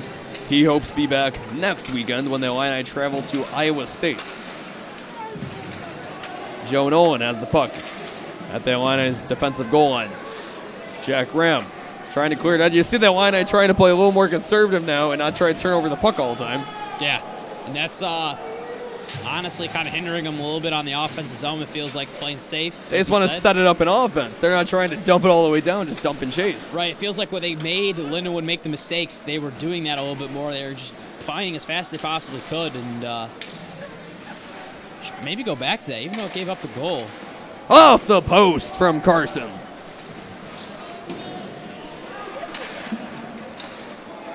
You gotta think that Illini, ever since the goal, they played so well that minute 50 on the power on the PK, and since then it's been a struggle for Illinois to get much going on either end. Drew Richter gains his own, going down the right side, shot on, pad save from CDOT. Yeah, and there was a potential for an opportunity, but defensive defensemen have to go out for a change, so just like that, we're always... Oh, what a glove save! Elliot Girth on the shot from Alex Kalow. Elliot Girth. Flashing the leather. Oh, you were going to say it too. Yeah, that's something we really don't see from him. One thing that Girth does opposed to that, getting a body in front of the puck and then phrasing it in front of him is more his style, but great save there. What a play by Elliot Girth. Yeah, if he gave up that rebound, that would have been a dangerous chance for the Lions. Had two guys right there in front of the net. Getting the zone again is Green in front. It's off the it's off the pads of Girth. 5:10 left in the second. Can that wake the Illini up at all? And Girth's played a really good second period. Hasn't made as many mistakes, giving up those easy rebounds. Bobby Ernstink handles the puck over to the alternate captain, Tyler Opilka, senior from Effingham. Thrown ahead, Thomas Colas the first to get to it. And Okoa's near side half boards. Back to Charlie Salk, who shot on. Glove save from C-Dot. Yeah, here's a good opportunity off a face-off. You got to think this is critical for the Illini trying to win this one and set up anything on offense with 5 minutes left in this second period. Yeah, no, it's like Illinois played really well, and they've only given up one goal to a team that can score 5-6, and they did. They scored 6 and 7 the last time they played. But at some point, you're running out of time. You know, it's taking you a while to set things up on offense. That shot from Mike Turk is deflected by the pads of C-Dot. Yeah, Turk saw 5-hole, and that, like I said, it closed up real quick. And a whistle, we'll see. That's going to be a penalty on Evan Sabo. So the Illini go back to the PK for the second time here in the second period, and you would say just do the same exact thing you were doing last time, kind of. Right, just don't get caught on the change, because it felt like that this time, opposed to that first power play, the second power play did a great job of closing out space, not letting them wind up like they did on that first power play, and just got to go right back to that. Jack Graham in on defense, that's a good sign too. Yeah, Jack Graham, Jack Huey on the draw with Ryan Carson. It's going to be a big win for Healy as he gets it. Stephen Quinn able to dump it all the way down off the board. So great start to the PK again for the Illini. Yeah, he hasn't been too great offensively tonight, but he's been fantastic defensively tonight. I think that's his third time doing that on a PK. And Sabo's penalty was 2 minutes for slashing in neutral ice. And Sabo, one of the Illini's least penalized players as well on that fourth line. Townsend at the point, at the blue line, the pass to Murphy at the left point. And he was looking for that cross-ice pass. Looking for a streak-in Lion. Shot on from Townsend, the shot off the mask, I think, of Girth. And still in play. Yeah, that opportunity there's two defensemen in front of him, so not a good shot and a great defensive play. Here you go with the change again, the same exact play. The Illini caught off guard, Townsend, and all sides. That's what the Illini are going to get a break on. But the same exact play, the Illini caught off guard on the change, and C-Dot threw all the way down to the blue line, and a chance for Townsend to score the Lions' second goal. Yeah, honestly, you just can't trust that. Really, it's a bummer that it's they're having the PK here, because if it, goals are switched, those are two.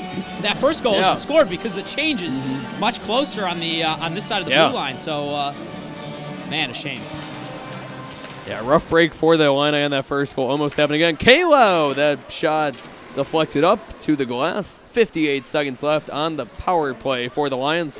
Evan Sabo's 2-minute minor for slashing. Dumped all the way down the C-Dot. 1-0 Lions, 3:20 left to go in the second period. No goals of even strength yet today. Kolmovsky gains his own. Drops it for Kalo. Kalo going down low. Circles back. Has Runyon. Runyon at the point. Thought about winding up. Back to Kalo. Kalo loses it. 30 seconds left on the power play. Runyon to Kalo. Two-man cat-and-mouse game. Runyon.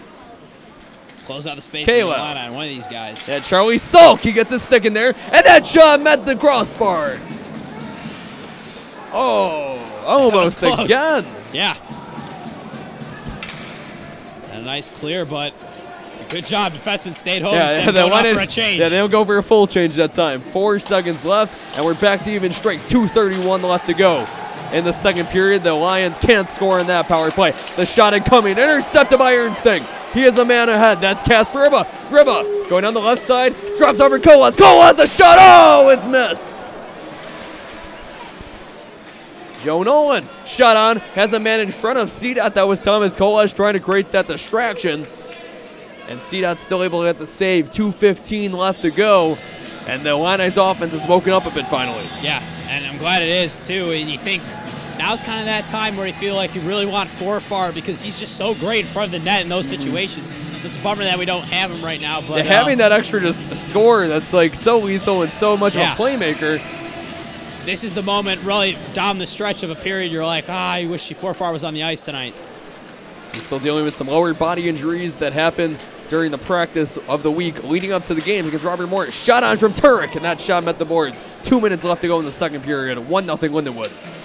Nick Chirillo pass to Justin Reese. Back to Chirillo in the corner. Lions going to try to clear. And they can't. A great play by Jack Healy, and he didn't go offsides. Now 1-on-2 for the Lions. Now it's 1-on-1.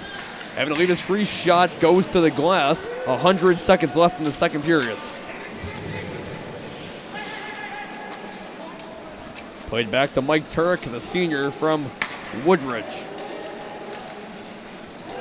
Jack Healy at the left circle.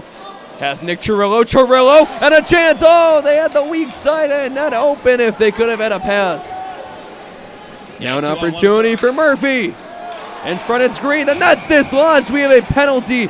Down is Elliot Girth. Down is Nick Green. Both slow to get up. We'll see what that penalty's on. Yeah, I couldn't tell you. Girth got taken out there. I mean, the guy's been fantastic tonight. It'd be a shame to see him go in this one. But, I think he's okay. Yeah, he's getting around a little bit. I'm sure he's a little ginger. Paul Precoat headed to the box for 2. That penalty will carry over to the third period with 1:17 left. That's the Illini's third penalty taken of this period, 4th of the game. The Lions have scored on 1 of the previous 3. That was their 1 goal. And not on defense having that penalty, that's frustrating. It is. I think really putting it's already a lot of stress defensively when you're playing Lindenwood. You're just adding on to that stress with all these PKs. So Illini, here's another chance to prove yourself. Illini win the opening draw again on the PK. Lindenwood power play. It's all the way down to CDOT. CDOT just threw his arms up. Like, was he taunting Stephen Quinn? I hope so. I mean, I hope. I just want to make sure I actually saw that. No, that might be the case. Like, Stephen Quinn might be chirping a bit. So that could be almost offsides. That puck stayed within the blue line. 48 seconds left in the second period. 1:30 left on the 2-man minor for Paul Prekos. Pregos on the Illini's third defensive pairing tonight with Mike Turek. Newman. Goal line pass. Winding up and meets the boards again. Under 30 seconds left to go now. Yeah, plenty of bodies out front there. Good job of the Illini. Not going to let a slap shot go in. That's Kyler Newman, the Alberta, Canada native. Ahead, gains the zone, do the Lions. Circles back is Martin with 12 seconds left in the second period. The Illini have to find a way to get to a third down 1-0. Martin, goal line pass, looking for that centering, and that's dislodged again. They're not even going to whistle it off till there's no way there's 1.7 seconds left. If that's what they're going to make it, then that's a break for the Illini because there's not much you can do with 1.7 on a draw, but see if they add a second. No, and they, it looks like they will. Probably 2.5 is what they should put it at. I thought it was like 4.5, like as many as that when I first heard the whistle. Yeah, we'll see what they have. I think they might have thought they could have gotten away with it to end the period, which would have been great for the Illini, but they're not going to. Well, they'll put 3 seconds, about the middle of what we both thought it was. There we go. It's about right. So Vic Lombardi, Bobby Ernsting on the draw. If Ernsting wins it and just is able to pass it back, that should be the end of the second period. And that's exactly the case. The Illini will be on the PK for 42 seconds to open the third, and they're down by 1. Lots of good PKs in this period, but not a lot of score from the Illini. They're going to have to try and get back into this one in the third period, tie it up, and hopefully go for the win. here at the Big Pond. This has been a great game. They got 20 minutes. They're in the game. They're down by 1. The Illini threatening the #1 team in the country. We'll be right back. You're watching Illini Hockey on YouTube.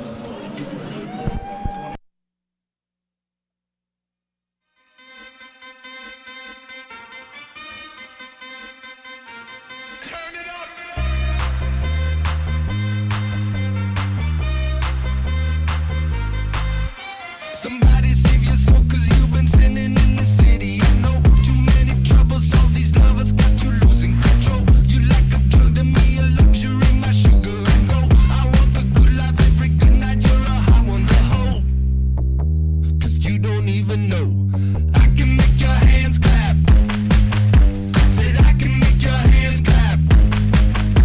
Somebody save your soul, 'cause you've been sinning in the city. I know too many troubles, all these lovers got you losing control. You like a drug to me, a luxury, my sugar and gold. I want your sex and your affection when they're holding you close. 'Cause you don't even know, I can make your hands clap. Said I can make your hands clap. Every night when the stars come out, am I the only living soul around? Need to believe you could hold me down, 'cause I'm in need of something good right now. We could be screaming till the sun comes out, and when we wake we'd be the only sound. Get on my knees and say your friend change round. But I can make your hands clap.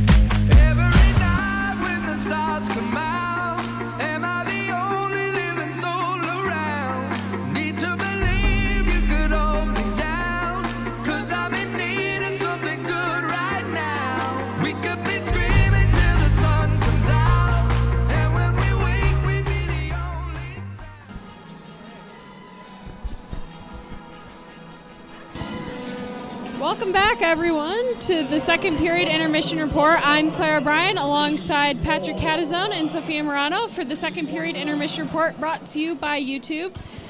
So the Illini are down 1-0, and we're going into the third period. What can you say about how the Illini have played against Lindenwood, who is currently undefeated and the #1 team in the ACHA?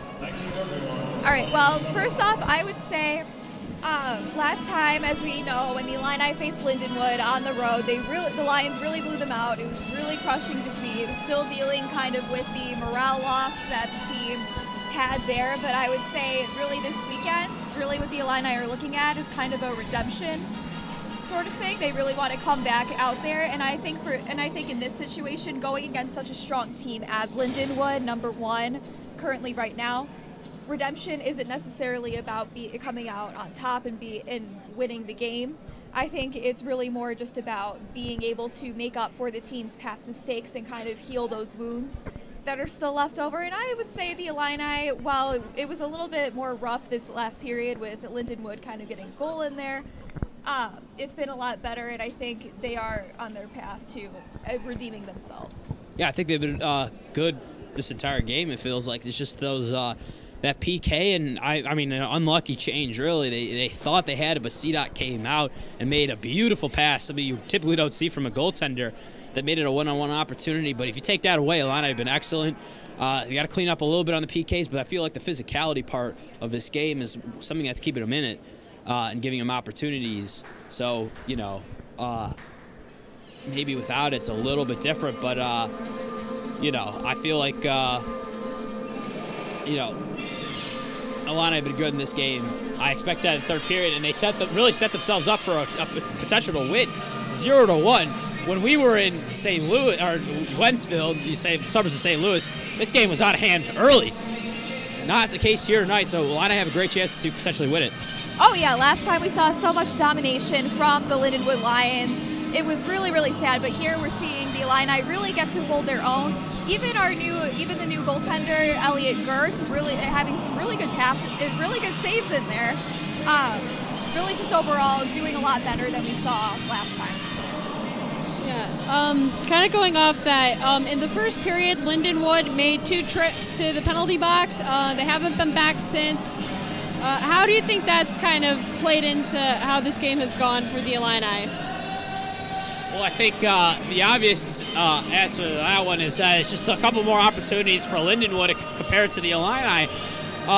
They cleaned up their play. That's what we expect from Lindenwood, right? That first period was just something completely out of this world for Lindenwood. They just weren't playing to what they typically have. And credit the Illini, they matched this team perfectly.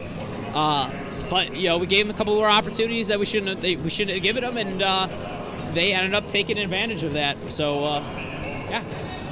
Yeah, that is one of the key components of this team, that is like Lindenwood. They really know how to analyze their opponents, and they know how to take advantage of them. They can see those weak spots, and they know where to go for the jugular there.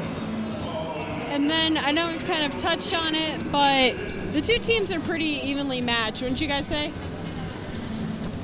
Yeah, I would definitely agree with that. Absolutely tonight, yes, for sure. That's a good point to put in there. They were not evenly matched remotely last time when we were in Wentzville.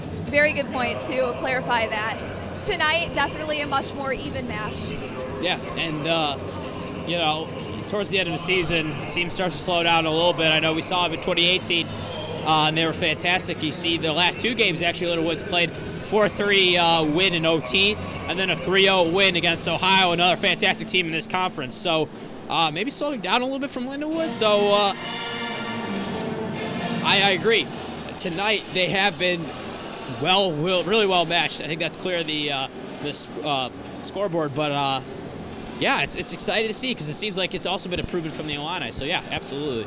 So with that, now that we're seeing a much better, much stronger Illini, what do you guys think is going to happen for the rest of the season now as we start going back more into conference play and kind of getting towards the conference games and back to the national championship? Do we think they can come back this season? I think so, especially now they're giving Lindenwood a run for their money.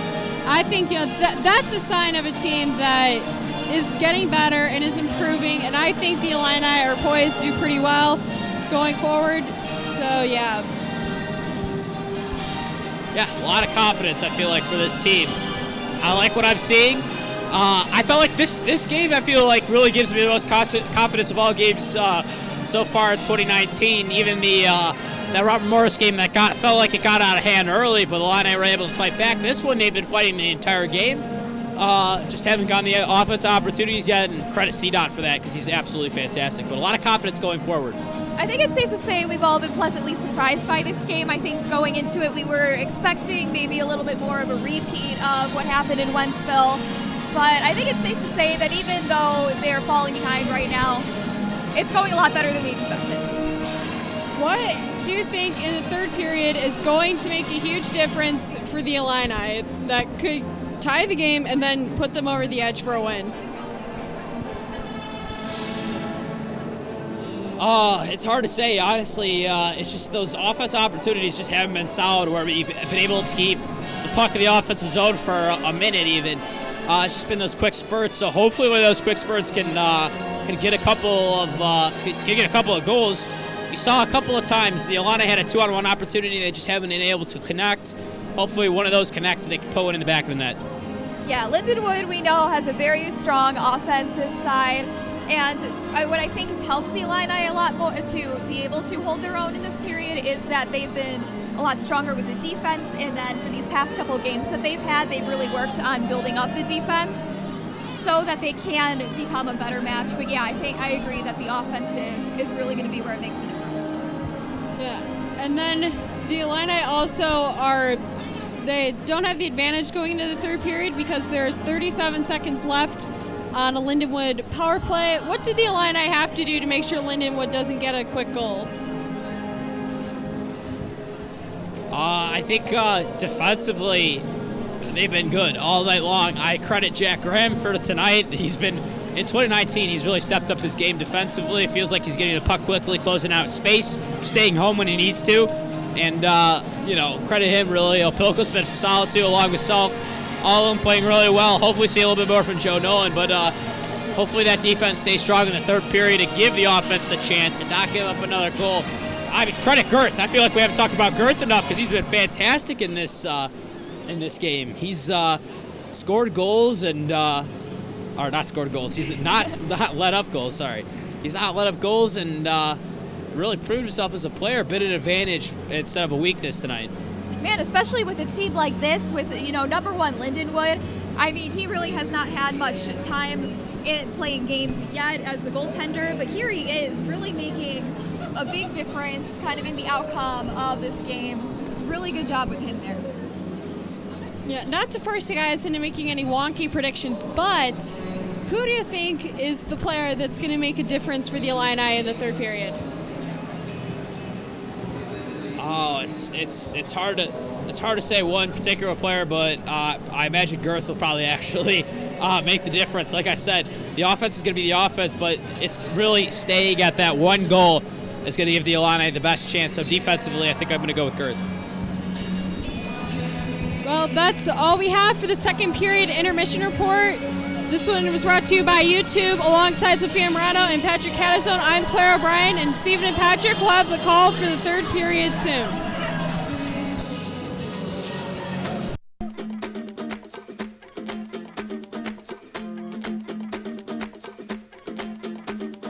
Mr. Worldwide to infinity, you know the roof on fire.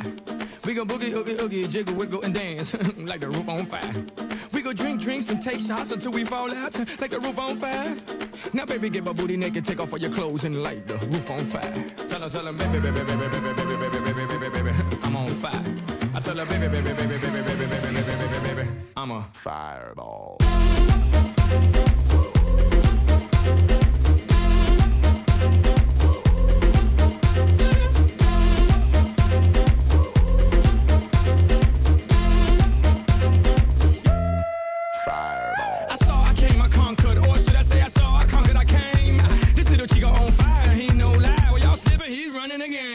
Now big bang boogie, get that kitty little noogie in a nice little shave. I gave Susie a little pat up on the booty and she turned around and said, walk this way. I was born in a plane.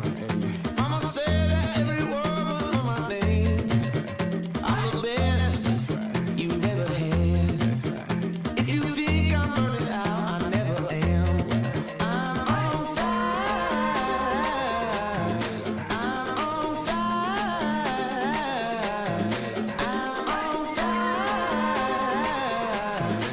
on fireball.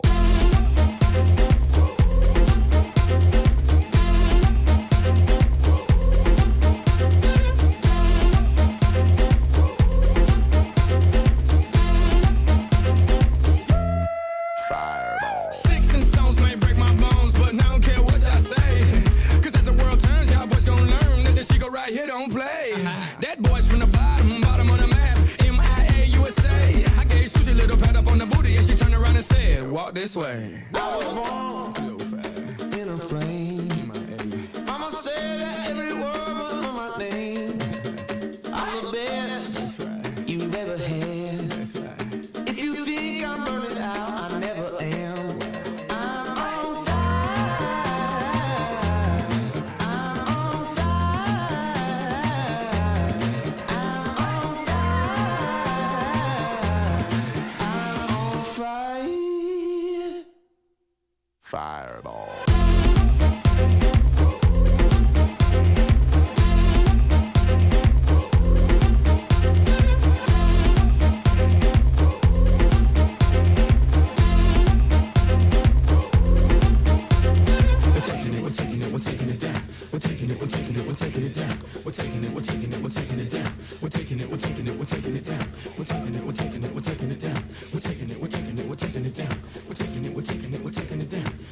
We're taking it down.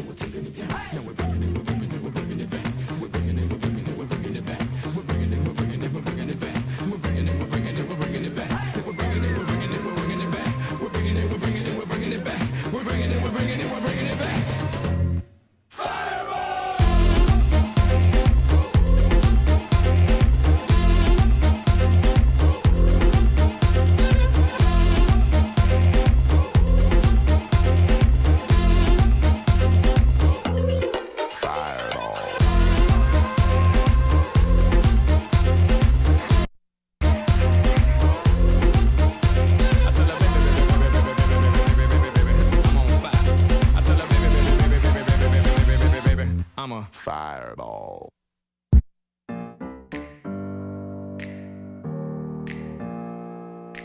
Open up the champagne, pop.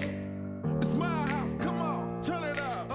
Hear a knock on the door and the night begins. 'Cause we've done this before, so you come on in. Make yourself at my home, tell me where you been. Pour yourself something cold, baby, cheers to this. Sometimes you gotta stay in, and you know where I live. Yeah, you know what we is. Sometimes you gotta stay in. Welcome to my house, baby, take control now. We can't even slow down. We don't have to go a while. Welcome to my house, play that music too loud. Show me what you do now. We don't have to go a while. Welcome to my house. Welcome to my house. Morning comes and you know that you wanna stay. Close the blinds, let's pretend that the time has changed. Keep our clothes on the floor, open up champagne. Let's continue tonight, come on, celebrate. That's how we do. Sometimes you gotta stay in, and you know where I live. Yeah, you know what we is. Sometimes you gotta stay in. Welcome to my house, baby, take control now. We can't even slow down. We don't have to go a while. Welcome to my house, play that music too loud. Show me what you do now. We don't have to go a while.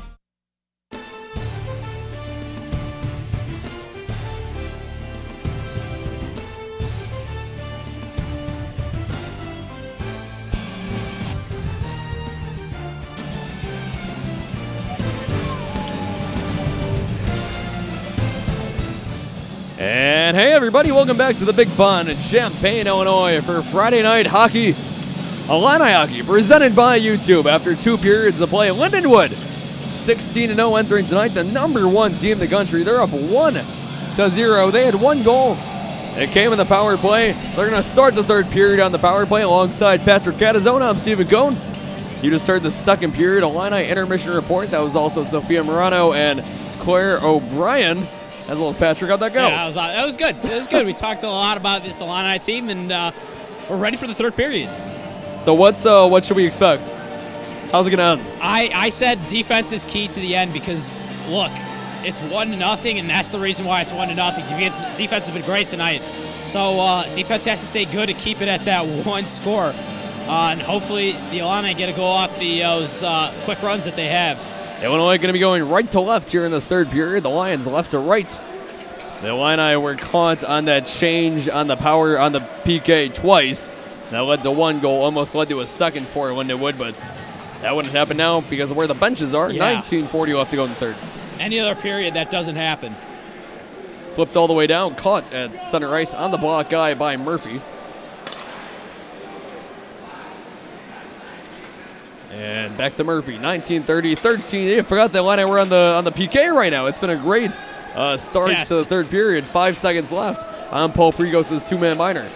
Yeah, absolutely, except for this potential 1-on-1, but it's going to slow down. I know that could have been a concern though entering the 3rd period, because if you give up an early goal, and there's the early goal right there, it comes off the stick of Ryan Carson, 5-hole of Elliot Girth. I shouldn't have said anything. 2-0 Lindenwood. And like we said in the intermission report, you gotta keep it at 1 goal. Gotta keep it at 1 goal to give the team a chance. And now it's 2-0, and you gotta score 2 goals to get back. And that was not Lindenwood slowing it down. That was like one of their slower rushes of the game. It went 5. I don't think Girth had a good game. He just didn't see the puck, and it went 5-hole. and wasn't able to get there fast enough. Lindenwood looking to improve to 17-0. They have 1 overtime win this season. That came against Ohio. So 15-0 in regulation. Cooper Cedot, their goaltender, 14-0 this year. Both freshman goalies 1-0 in their respective starts. 18:50 left to go here in the third period. The Illini trail by 2. They're in their offensive zone. It's played back to the left point. Down goes Drew Richter. Joe Nolan has it on his stick. It's now in the twig of Jack Graham, who tosses it ahead all the way, meets the boards. Illinois needs to start getting some offense, but it's tough against Cooper Cedot, who gloves the shot off Neil Novosel. And, yeah, there's not much they can do, though, if Cooper Cedot keeps playing like this. No, there isn't, because he's probably the most dominant goalie in the league, in the conference. In the country? In the country, yeah, at this level. He's unbelievable. And 5 shutouts in 14 games. I said that the game was over in the Robert Morris one, and we came back 3-2, so... And those were 2 late goals in about 5 minutes of that game when the Illini came to life. Yeah, you never know with this Illini team. Plenty of heart. Question is, can they beat this defense? It is tough. That shot deflected from Jack Healy. And then in front, Elliot Gert tries to jump on it. He does. And there's a whistle. Another nice save by Gert. It was a beautiful save there, and just got to do a little bit better job of covering that up and getting to freeze the puck. But he's been good tonight, and really, this is, we were talking about it a little bit in the intermission report. Really, the first time Gert's faced this kind of competition. Yeah. Probably ever. Yeah. Well, Jamestown, they're very good, and Robert Morris, they're struggling this year. Obviously, they're below 500 now, still in January. But yeah, no, like this is a collective group of talented college hockey players, and he's given up 1 goal that was bad. That was it. I mean, the other goal is out of his power. So Elliot Girth, a successful night. Jake Barnard still dealing with that ankle sprain. Casper Ribba gains his own. Ribba, the pass. Thomas Kolas into goal. Kolas makes it 2-1. And just like that, like I said, this team's got a whole lot of heart. They're willing to fight. That's what you want to see for the Illini. 2-1. This game isn't over. I think it was over at 2-0. But that was a great pass from Casper Ribba, the freshman, his 21st point of the year, and he found Thomas Kolas streaking down the center. And just went top shelf on Cooper Cedot, who I want to burst a bubbles, but Cedot only gives up 1.21 goals a game. That's only his 18th goal allowed in 15 games this season. He's an amazing goalie, and it's going to take a lot to even this up at 2, but Illini got a little bit of momentum back to start the third period. Was that the first fast start or good start that we've had all year? It might be in the third period. They were, the Illini started off last Saturday well when they beat the Jimmies. There you go. But it's still impressive. Yeah, no, they guess got to play some defense right now, and Gersh sticks that one aside for Mitchell. 17:30 left to go in the third period. The Illini down 2-1. Girth freezes that puck, so good job there. Offensive zone draw coming for Lindenwood. Yeah, and if he didn't get there, good play there by Jack Graham to be right in front of the goal, because if he doesn't get to that rebound, Graham's going to clear it. So I don't know what's up with those two, but they're making a great combo, Graham and Girth. Yeah, no, Jack Graham is earning his spot on that second defensive pairing with Joe Nolan, who Coach Nick Fabrini said before the season he thought that Jack Graham, he would complement Nolan well, and he has so far. Tipped in by Richter. The Lions have it. 17:15 left to go in the third. Going through neutral ice, deflected all the way back into the Illini's offensive zone. Stephen Quinn gives chase. Chance Homer, I think, was able to get a stick on that one as it goes all the way down. It won't be icing because it was off the stick of the junior from Pekin. So here comes Charlie Salk, gaining the zone. Evan Sable going down the left side at the half boards into the corner. He loses control of the puck. And that's where the Lions' defense is so great. They just take all the pucks away. They do. Your only chances on those fast breaks for the Illini, and they've had a couple of them tonight, and they're finally able to score on that last one. See if they can again. I mean, that's all you got. Like, this is going to be a tough play again for Rick Hattie. He's pushed right off the puck going down the side and still able to get a shot off. Now they want to have a chance. They're off the zone. John Moskaluk. Shot on, deflected, back to Chance Homer, and Homer at the right point. He finds Paul Pregos. Pregos able to keep it in. Throws down the boards. To the end boards, and then on the stick of number 24, Kyler Newman. Colton Crago at the right circle, shot! And frozen by Elliot Girth, and then he's a Lion following him after. Yeah, and Turek protecting his goaltender. Not letting anyone get to Get a shot on Girth. And Illini still with feels like a little bit of momentum in this third period. Well, it's only a 1-goal game, and that's the thing. You just gotta get one. Right. You don't need 3. You don't need 4. Right now, just focus on that one, and this is a brand new game. And it's a tough task too. You think, based on the way Lindenwood plays every game. Nick Green on the draw with Bobby Ernsting. And Ernsting goes through Green's legs to get that one. It's ahead to Joe Nolan. Nolan gains the zone, pass to Casper Riba. Riba had Thomas Colas again. But it was intercepted right in front of the net.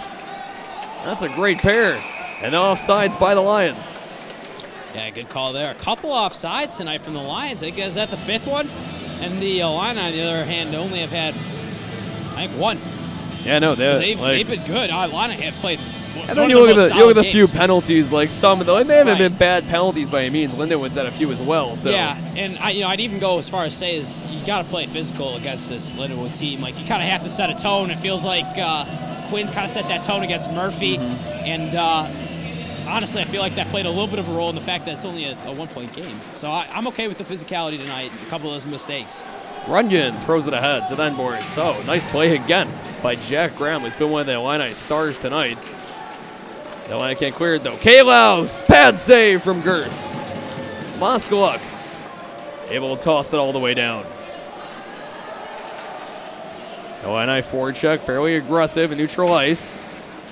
A wild pass, that's on the stick of Charlie Salk. Salk leading the rush, tosses it back to Joe Nolan. Nolan over the block guy, over the blue.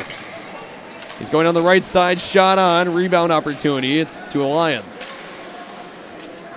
Now it's in front. John Moskaluk tossed it on. Sniped it on more so.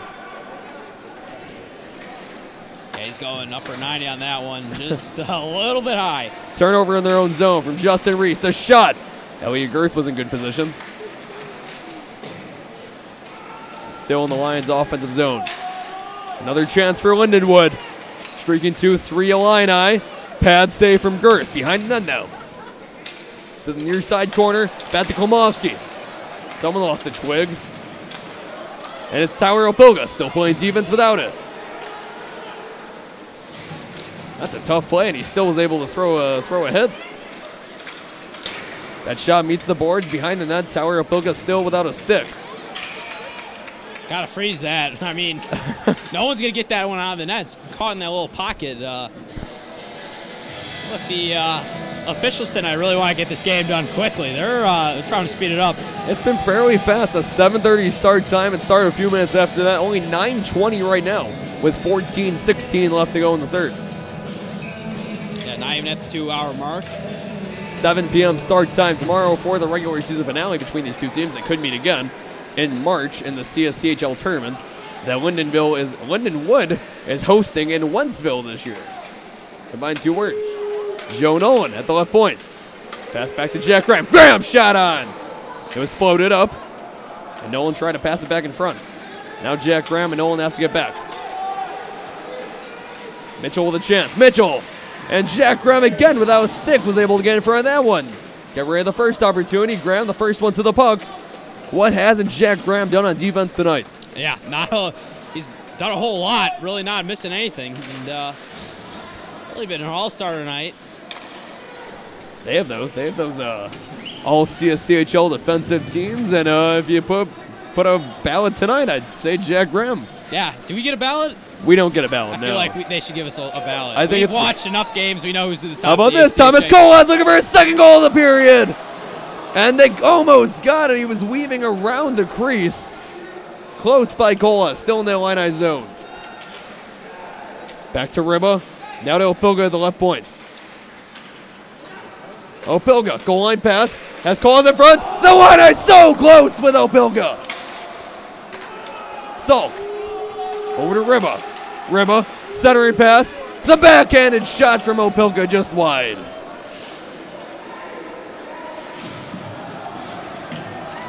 Aggressive Great play. check right to his head, man. It's gonna leave you dizzy for a while.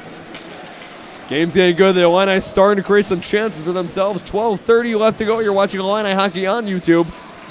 Each team with 1 goal here in this third period. Lindenwood was up 2-0. The Illini came back with Thomas Kolas, who made it 2-1. Thomas Kolas, by the way, was the guy Luke Forfar said was going to score tonight. During that interview, we also said Neil Novosel was going to score, so we'll see if that happens. John Moskaluk going down center. Now with Neil Novosel. What if he scores too? Luke Forfar was right.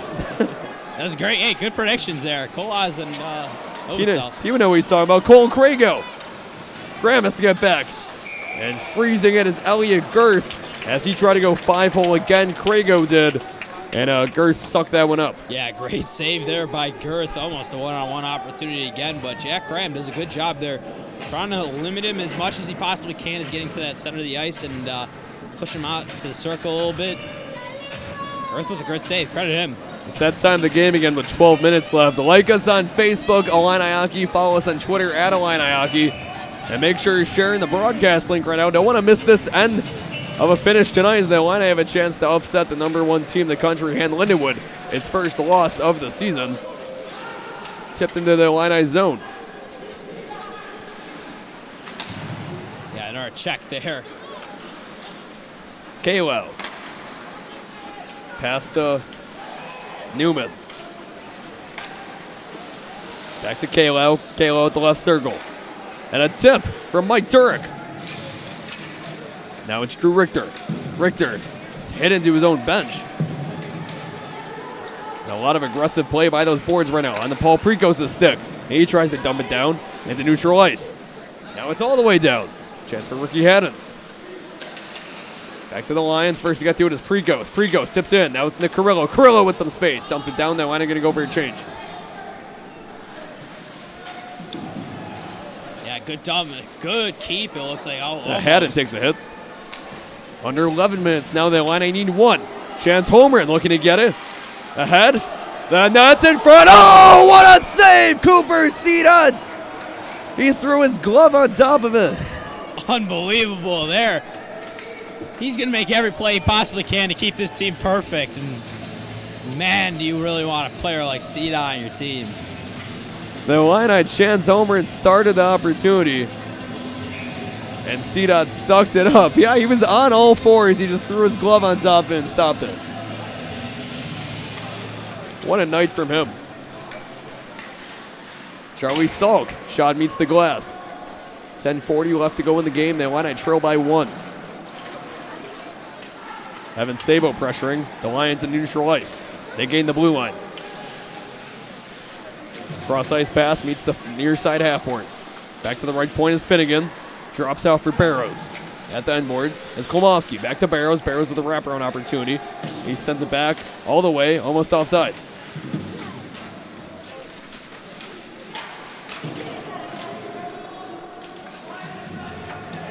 Just over 10 minutes left. The Lions looking to add some insurance. They have only sent one. They've only had 1 overtime game so far this year. They beat Ohio back in November. That was the last weekend that they played. They won that game 4-3. The Illini would be more than happy taking a 2-2 to OT. Finnegan. His shot diluted. To Joe Nolan. Nolan plays the boards. And an icing call on the Illini. So, not many whistles here in this third period. You like the pace. Who is that favorite? Oh, man. I would say the Illini, honestly, the way that they those fast breaks have coming in. We scored off that one what was that, 1-on-2 opportunity to Kolas, and I think if you keep the puck fast, I want to have another chance to score one of those goals. They fanned not 2 of them in the first and second, but see if they can be a little bit sharper in the third period. Casper Ibba going down the left side. Centering pass to Kolas is wide. The Joe Nolan now at the far side corner. 9:30 left to go in the game. Over the blue line is Zach Mitchell. Mitchell, Jack Graham, another great play with the active stick. And throws a hit. Intercepted at the blue line into neutral ice, now into the Illini zone. And we'll have a whistle. I think that was offsides on Illinois. Yeah, so another face-off, and you just said it.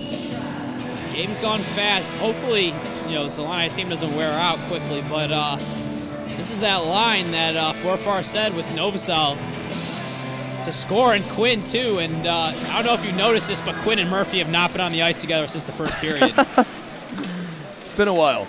Yeah, they don't. I don't know who it is, if it's Fabrini or not.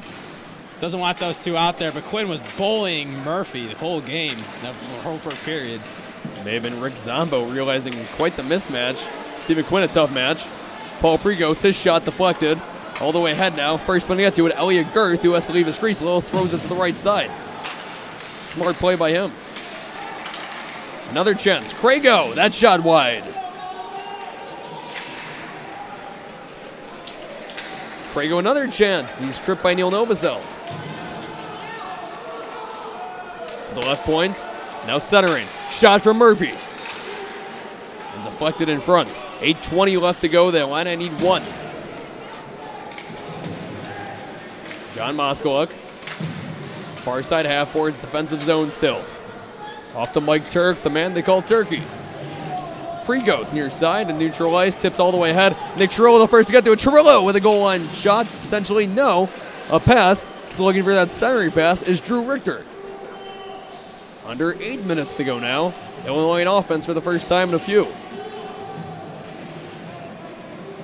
And they're fighting it for it in that blind spot, so we can't see a whole lot of it, but can't see any of it. Yeah, it's not Healy there was fighting for it, so he was. The Illini have really chosen that left side tonight to kind of streak down all the time as that went off the mask of Girth. Try to get more going toward the center.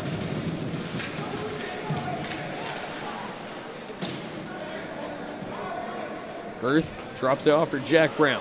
Graham's been great on defense. Can he score a goal?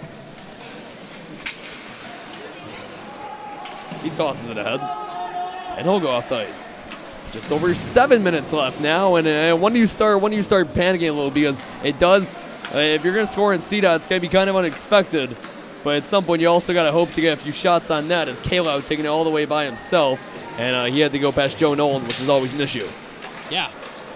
Ooh, nice save there. Yeah, that was a great save. Another shot from Carson, who already has a goal, the second goal of the game for the Lions. Another chance for Carson. The wraparound opportunity, and nice job holding that post was Elliot Girth to stop that one. But when do you start, if you're the Illini, pinching up a bit more, and then of course you're gonna have to send Girth off the ice in a few.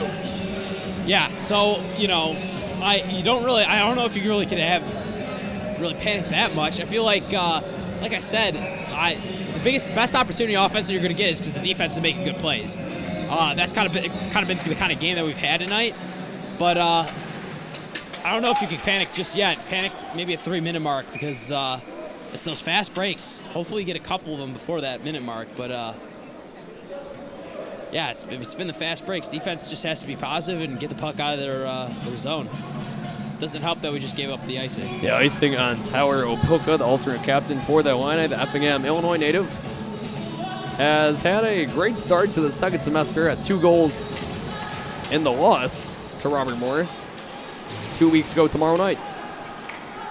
Quinn does a really good job off those face-offs. He goes to him a little bit late so he can get off a nice try. How about this? A chance. Neil Novosel. Novosel, the shot just up and wide. It's your guy. Forfar said it. It's Forfar's guy. Now I'm not going to take credit for that. Novosel had a great sophomore campaign his first year last year with the D1 club. Spent his freshman season with the Illini's D2 club. Had the Novosel, the John Moskaluk. And there were 5 Lions down there before there was a third Illini. Yeah. Like I said, they're fast. They really don't make those kind of mistakes. Paul Pregos over the block guy. You got to be able to handle the puck. Kalo gets to it. Kalo tried to put a deke past Turk. He couldn't. Turk then takes a hit. Able to knock the puck ahead. Ricky Haddon a 3-on-2 for the Illini. Chance Homer going down the left side. Homer, and the shot wide.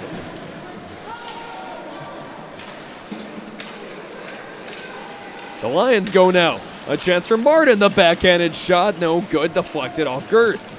Joe Nolan. He has Kolas. Dumps ahead. Kolas the first to get to it. Kolas in the corner at the end boards for Ricky Haddon. I like that play I was developing from Nolan to Kolas. The idea was good. Just wasn't able to convert it. No. That's just how fast the Lions defense is, able to get back that quickly. Joe Nolan, offensive defenseman, takes it himself. All the way to the end boards and played across the boards. Bobby Ernsting, great play by him with the keep. Ernsting was looking for a centering pass to Riba. Under 5 minutes now, 4:45 to be exact. The Illini gaining the zone with Bobby Ernsting. Had the game-winning goal last week against Jamestown. Elliot Girth still in net for the Illini. They haven't pulled him yet. They're only down. Yeah, Riba with a great shot. Just deflected in front. Carson drops for Finnegan. And then that weak side was open if there was a converted pass. Yeah, first time really that's happened to the Illini tonight. Even good. Runyon, almost the third goal of the game for the Lions. Carson with another chance. The net looks like it might be dislodged, but I don't think it is. It was shaking around. 4:05 left to go. Puck's in the corner. Not a good time as Jack Healy trips on his own skates, able to knock the puck loose. Drew Richter now. Is he just going to dump it ahead? He'll take it himself over the block guy, and now he'll dump it down. They want to go for a change. 3:45 left. Lindenwood 16-0, the Illini, number 12 in the country. Can the Illini put an end to Lindenwood's undefeated start of the season? Girth plays it for Nolan. Nolan going to quarterback this rush. Ahead to Homer, now to Salk. Salk, the defenseman, turn forward, turn defenseman, turn forward. Defenseman tonight. He kept changing. That was his thing. Stephen Quinn looking for Nick Chirillo. Just over 3 minutes to left now. This is the point where you said 3 minutes. Got to start pinching. Start panicking and try and get some offensive opportunities. Maybe add that fourth forward. See if the Illini choose to do that. They won't do it now. Lombardi gains the zone. The pass for Townsend. Townsend. Oh, and that shot wide. Had a chance on Girth. Girth can locate the puck. Gets some help in front from Nolan. Now a chance for Murphy. Murphy, the shot deflected by Girth.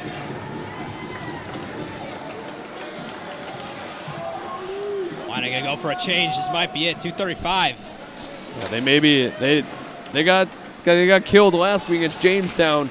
I know when they put that sixth attacker out, the moment that happened, basically, Girth gave up that fourth goal to the Jimmies, and that led to a 2-goal loss. The Illini maybe just trying to wait a second longer. No penalty there as 2 players go down. The Illini with the puck. Drop the head for Ernsting. 2:12 left. Ernsting falls. Illinois needs just 1 goal to tie it up and send it to overtime with the number 1 team in the country. Tyler Opilka, and then Cedot on it. Tosses it ahead. Great as always. Yeah, perfect pass again. Finnegan now going down center into the netting. Offensive zone draw coming for the Lions. 146. Illini got to be a little nervous. This is a crucial face-off for the Illini. You got to win it. Can't really spare any more time. Let's reset. Alongside Patrick Catazone, I'm Steve Conner, watching Illini hockey on YouTube. 2-1 Lindenwood here, the series opener, that's what it is, between the Lions and the Illini here, CSCHL play. Lindenwood took both matchups in blowout fashion back in Wentzville in August and October, and the Illini looking to potentially pull off a massive upset at home in January. Joe Nolan now gains the zone, past the head, Chirillo. The Illini lose it. 90 seconds left. Tipped by Salk. And over to Nolan. They want to gotta get their big guns out there right now. They gotta get Riba. They gotta get Colas. Colas is out there. It's Charlie Salk going on the far side. Tosses it down. 70 seconds left. And here comes Kasper Riba. That's Colas ahead. And there was some open ice if you knew where Colas was. Kolmovsky down to Girth. Under a minute left, and Girth is still there. Bad pass off that, and Girth deflects it. 52 seconds left now. They line it down by 1. Kasper Riba. They can't send Girth out because the puck's in their defensive zone. And there goes Girth. The Illini 6-on-5. 34 seconds left. Down by 1. A chance. Martin ahead. And Carson, that shot wide. The Illini new life. And it's going to be an icing call on Ryan Carson. So there you go. 6-on-5. 26.3 seconds left. What do the Illini do? Well, put 2 men up front, 2 men on the wing, and take a slap shot with the defenseman. If it's a rebound and they clear it out, go back to the wing, take another shot with the defenseman. Keep it going. Try to get a redirection out front. It's going to be a neutral zone draw. And Nick Fabrini is going to use his timeout. They'll end it down 2-1 with 26.3 left to go. You got anything else there? What's Nick Fabrini saying right now? Is he saying just what you just said? Yeah, I think so. I think Fabri's saying you got to be physical up front. At the end of the day, that's where it felt like that's where the best opportunity was. Whenever you were physical up front, trying to clear some of those Lindenwood defensemen out of the way and take a shot. Plenty of skilled shooters on this Illini team. They can hit that upper 90 if you give them the chance. You know, some of those players you think, it's Moskaluk, Reba, obviously, can both hit those, put those guys on the wings, and hopefully try and find a open shot with them. This is as fun as it gets, you know? You're playing the #1 team. Lindenwood, this is amazing. Honestly, this is a great game. You said 5-1. I said 5-1. Honestly, I have my stars lined up for this game. Depending on, it'll change a little bit depending on if we score here, but I got it lined up, and I'm not going to say it's majority Illini just because of how great they play tonight. It's just this team is just so. Sorry. Almost doesn't. It's almost like they don't deserve to be in the ACHA. It's almost. We're in the trios. You just pulled on my headphones. My headphones. That's the word. Headphones. Yeah. Sorry about that. No, it's all good. Yeah. We'll see if they want to score. 26.3 left. The Illini down by 1. Offensive zone draw. It's won by the Illini. Stays in their zone. John Moskowik has it. 13th forward tonight. He's out there right now when it matters most. There's a penalty coming. Lindenwood touches it up. A 6-on-4 opportunity. With 16 seconds left. And they blew the whistle before any Lindenwood player touched it. Lindenwood's going to, Murphy specifically, a guy who's been bullied all night, is going to talk to the officials about it. But, I mean, that's the right call. The Illini have 7-on-4. It's a big opportunity, and they want to have 7 skaters on the ice. Yep. Yeah, no, Chance Homer's going up. Yeah, he wanted to stay on. He did not want to get off the ice. I blame him. 16 seconds left. 6-on-4 for the Illini. It's 1. Tyler Opilka with 12 to Joe Nolan. Joe Nolan winds up. Has the puck again. Another shot into netting. 7 seconds left. 6-on-4 for the Illini. This is huge. This is huge for the Illini. If you're tuning in right now, this has been a hell of a game. And, why'd you tune in now? Who just tuned in? Hey, I don't know. People do that, but heck of a game. 7 seconds left, and hopefully get a little OT for those people who just tuned in.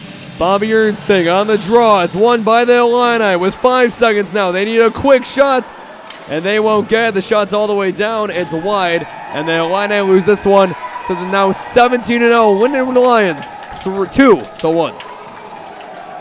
Good game for the Illini. It was a good one. They lost 2-1, but wow, they played fantastic, and tomorrow's going to be a great game.